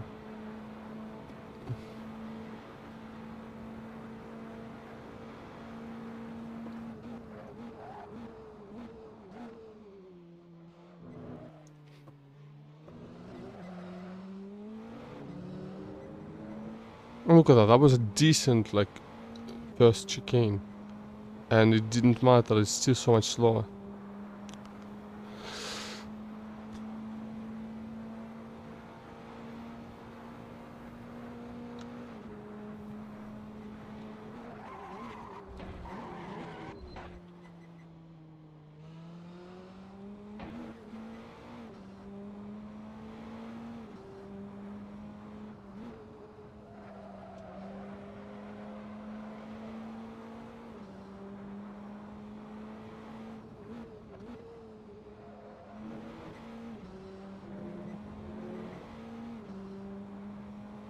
Now, who wants to bet that I'm going to get stuck behind a back marker?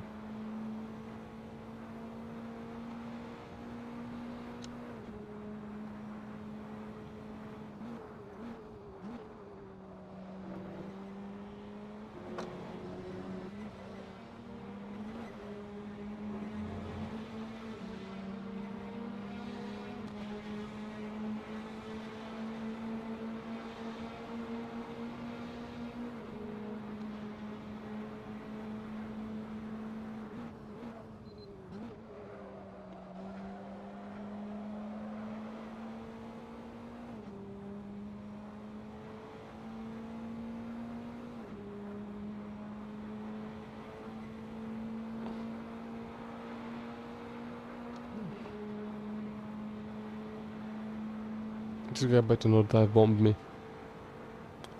I swear if he dive bombs me for no reason.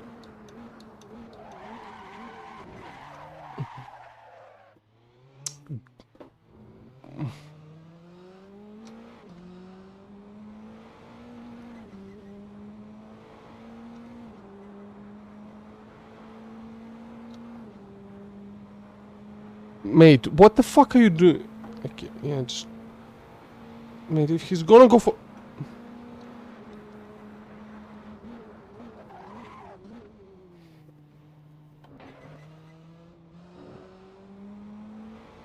Fucking buck marker.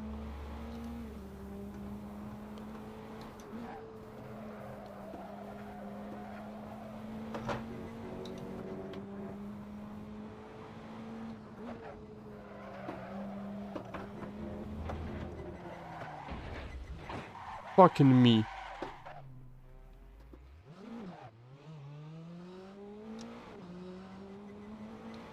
Getting mad, so I'm driving. Okay, that's it. That the last chance of the win gone forever. Fuck. So pissed off right now.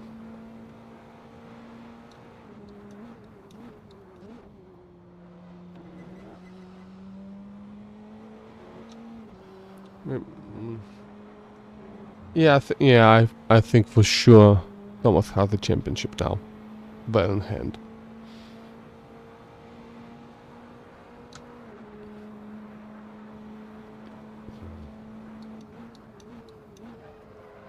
So pissed I am losing it like that. Just fucking spinning.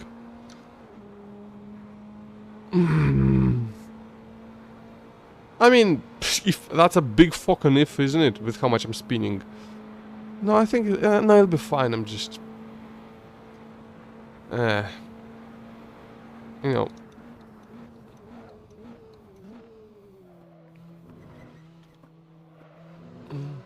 Hard not to get mad about things like that, you know.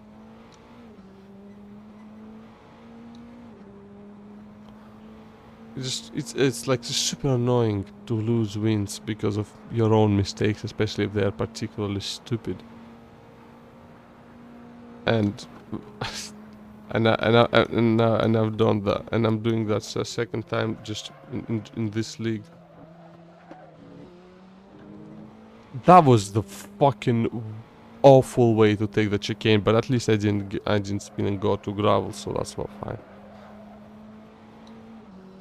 I'm scared of this guy now, by the way, because like he was fully prepared to race, to just.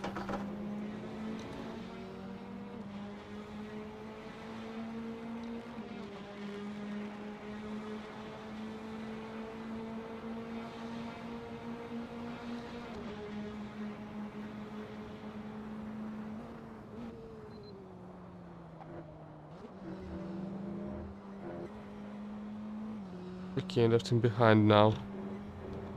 Thank fuck.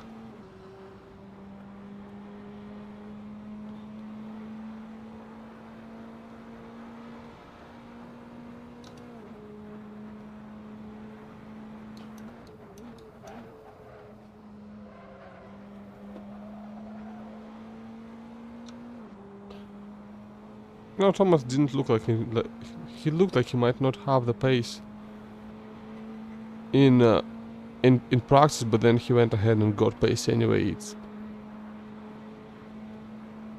And then just had enough consistency to just basically wait for me to crash and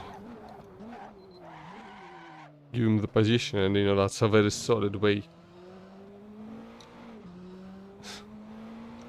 Yeah, and there you have it.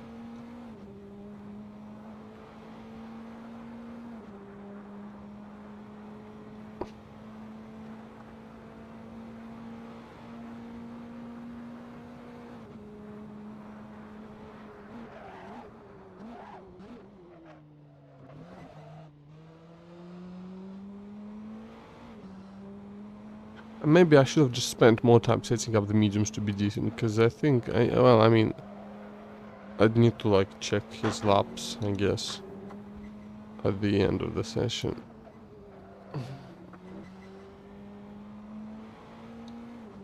And see. Good to see Gerald got back to P3 though. He lost it through like completely no fault of his own.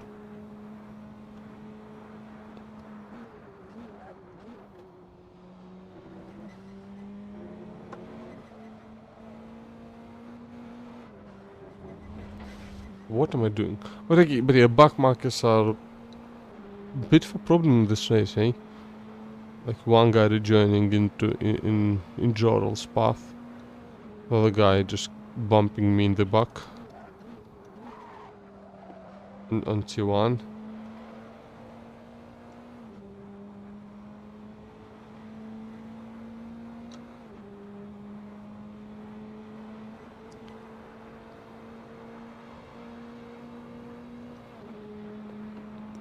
Yeah, like that's like when you advertise this, that's kind of what you get when when in a league that just advertises itself like well like Ark does, as this very noob friendly kind of environment.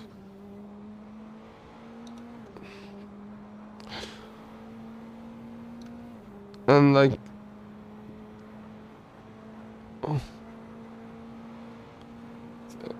so, when you go to a place like that, you can't really be surprised to see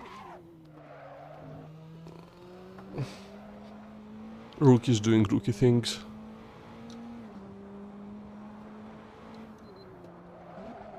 But just because you're not, but just because you can't be surprised, doesn't mean you got to be happy about it.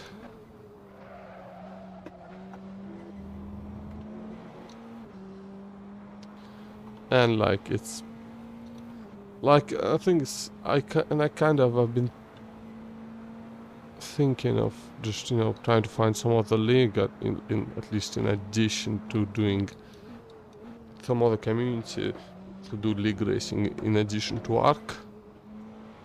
But just the problem with that, now is not a good time to do that because I'm going to have, I think, very limited opportunity to race in the coming few months. Like I said, not even able to finish this league, and I had to pull out of the MX5 league, even though I really wanted to do the MX5 league actually.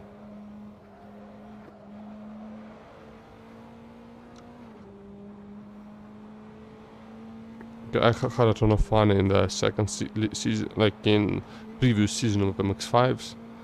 It was the second season for Arc, I believe. But first for me. Yeah, it was very good racing. We had some good stuff, some good trucks there as well.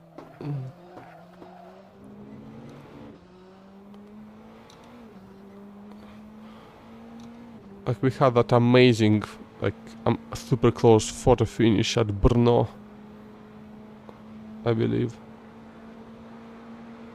Mate, just please don't Mate, what the fuck are you doing?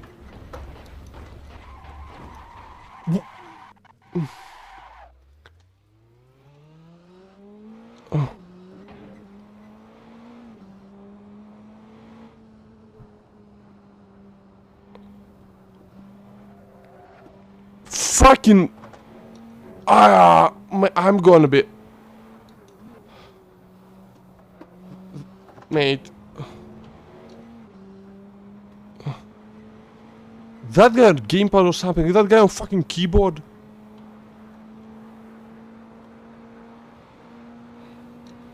Oh yeah, my steering definitely is not completely good. At least this is the final lap, so I won't have to defend and...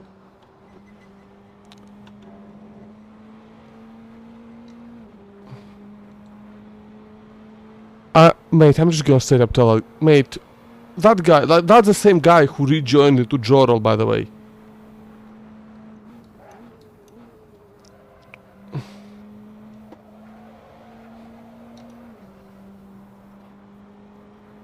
So, I would be fucking livid right now if I lost position because of that.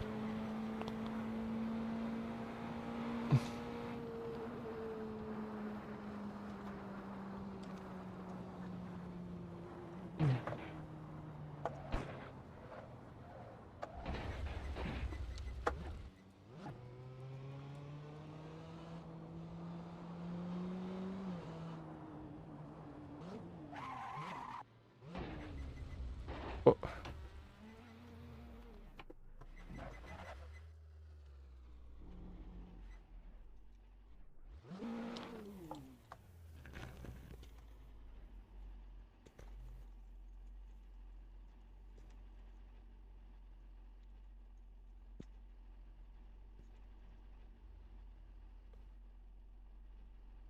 Wait, why is why is Ben Fee, you know...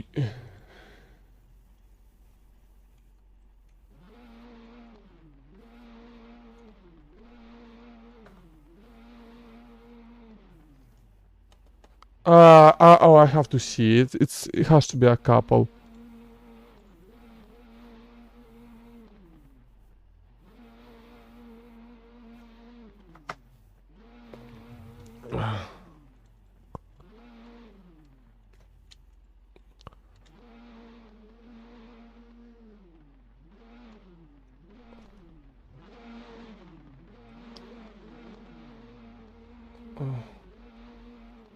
What's the name of that guy? Let me check.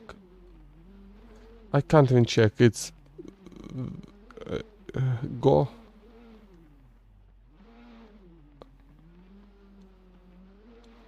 You don't cross the pit exit line.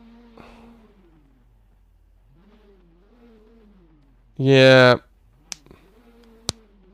Yeah, we had Jacob, yeah.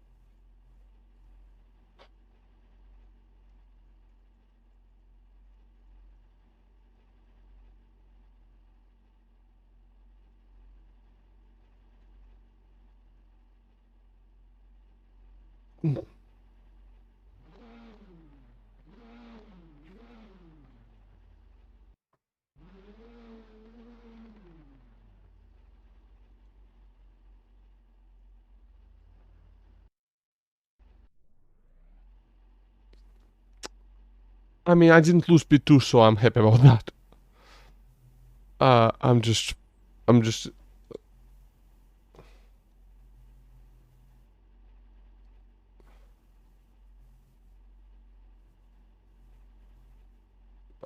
someone had to leave. Who's that guy?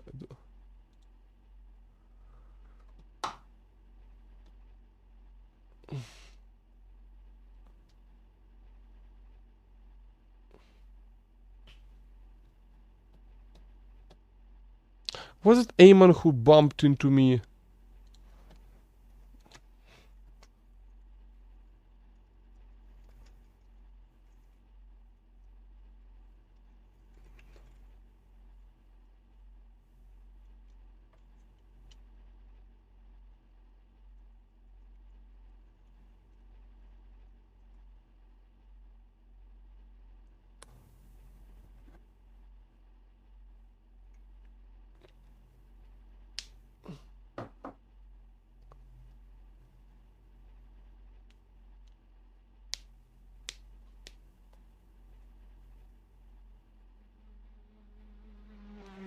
Anyway, honestly, it wasn't like it's still a decent result. Not supposed to close the pit exit line if someone's coming behind you, right? Oh shit.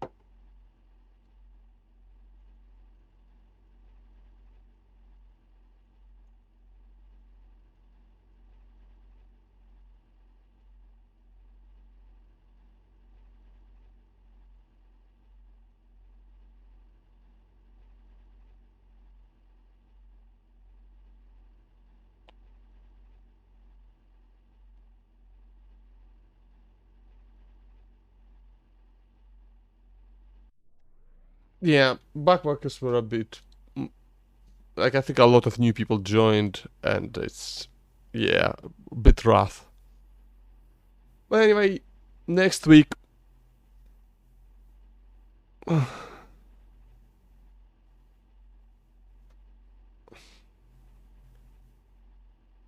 Except for T1. Yeah, that's normal. Anyway, like I said, thanks to everyone for watching. We are going to actually we have a Northwest here that I might as well just send you in a tiny little raid. Let's see who's live. Who else is live?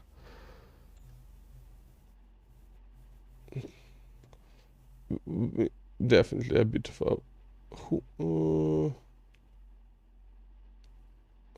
Aslis is not live anymore. I don't even know who's around right now. Do y'all want to go on a raid, or are you finished? Are you finished with watching things? Because well, I was gonna raid a specific person, but well, they're not live anymore, so I can't.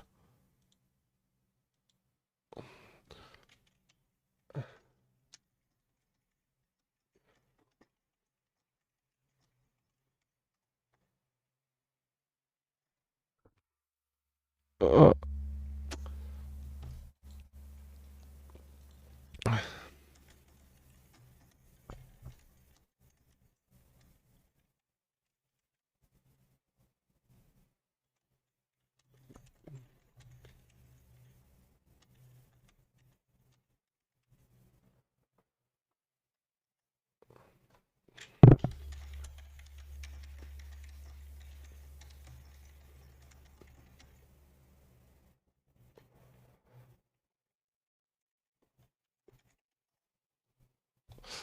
But anyway, yeah, we're gonna have to finish the stream for tonight.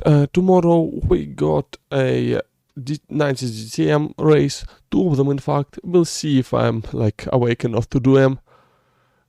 Hopefully I will. Next week we're racing at Imola, so hopefully I get a better result there. Thanks very much for being here, for chatting, for making it more fun.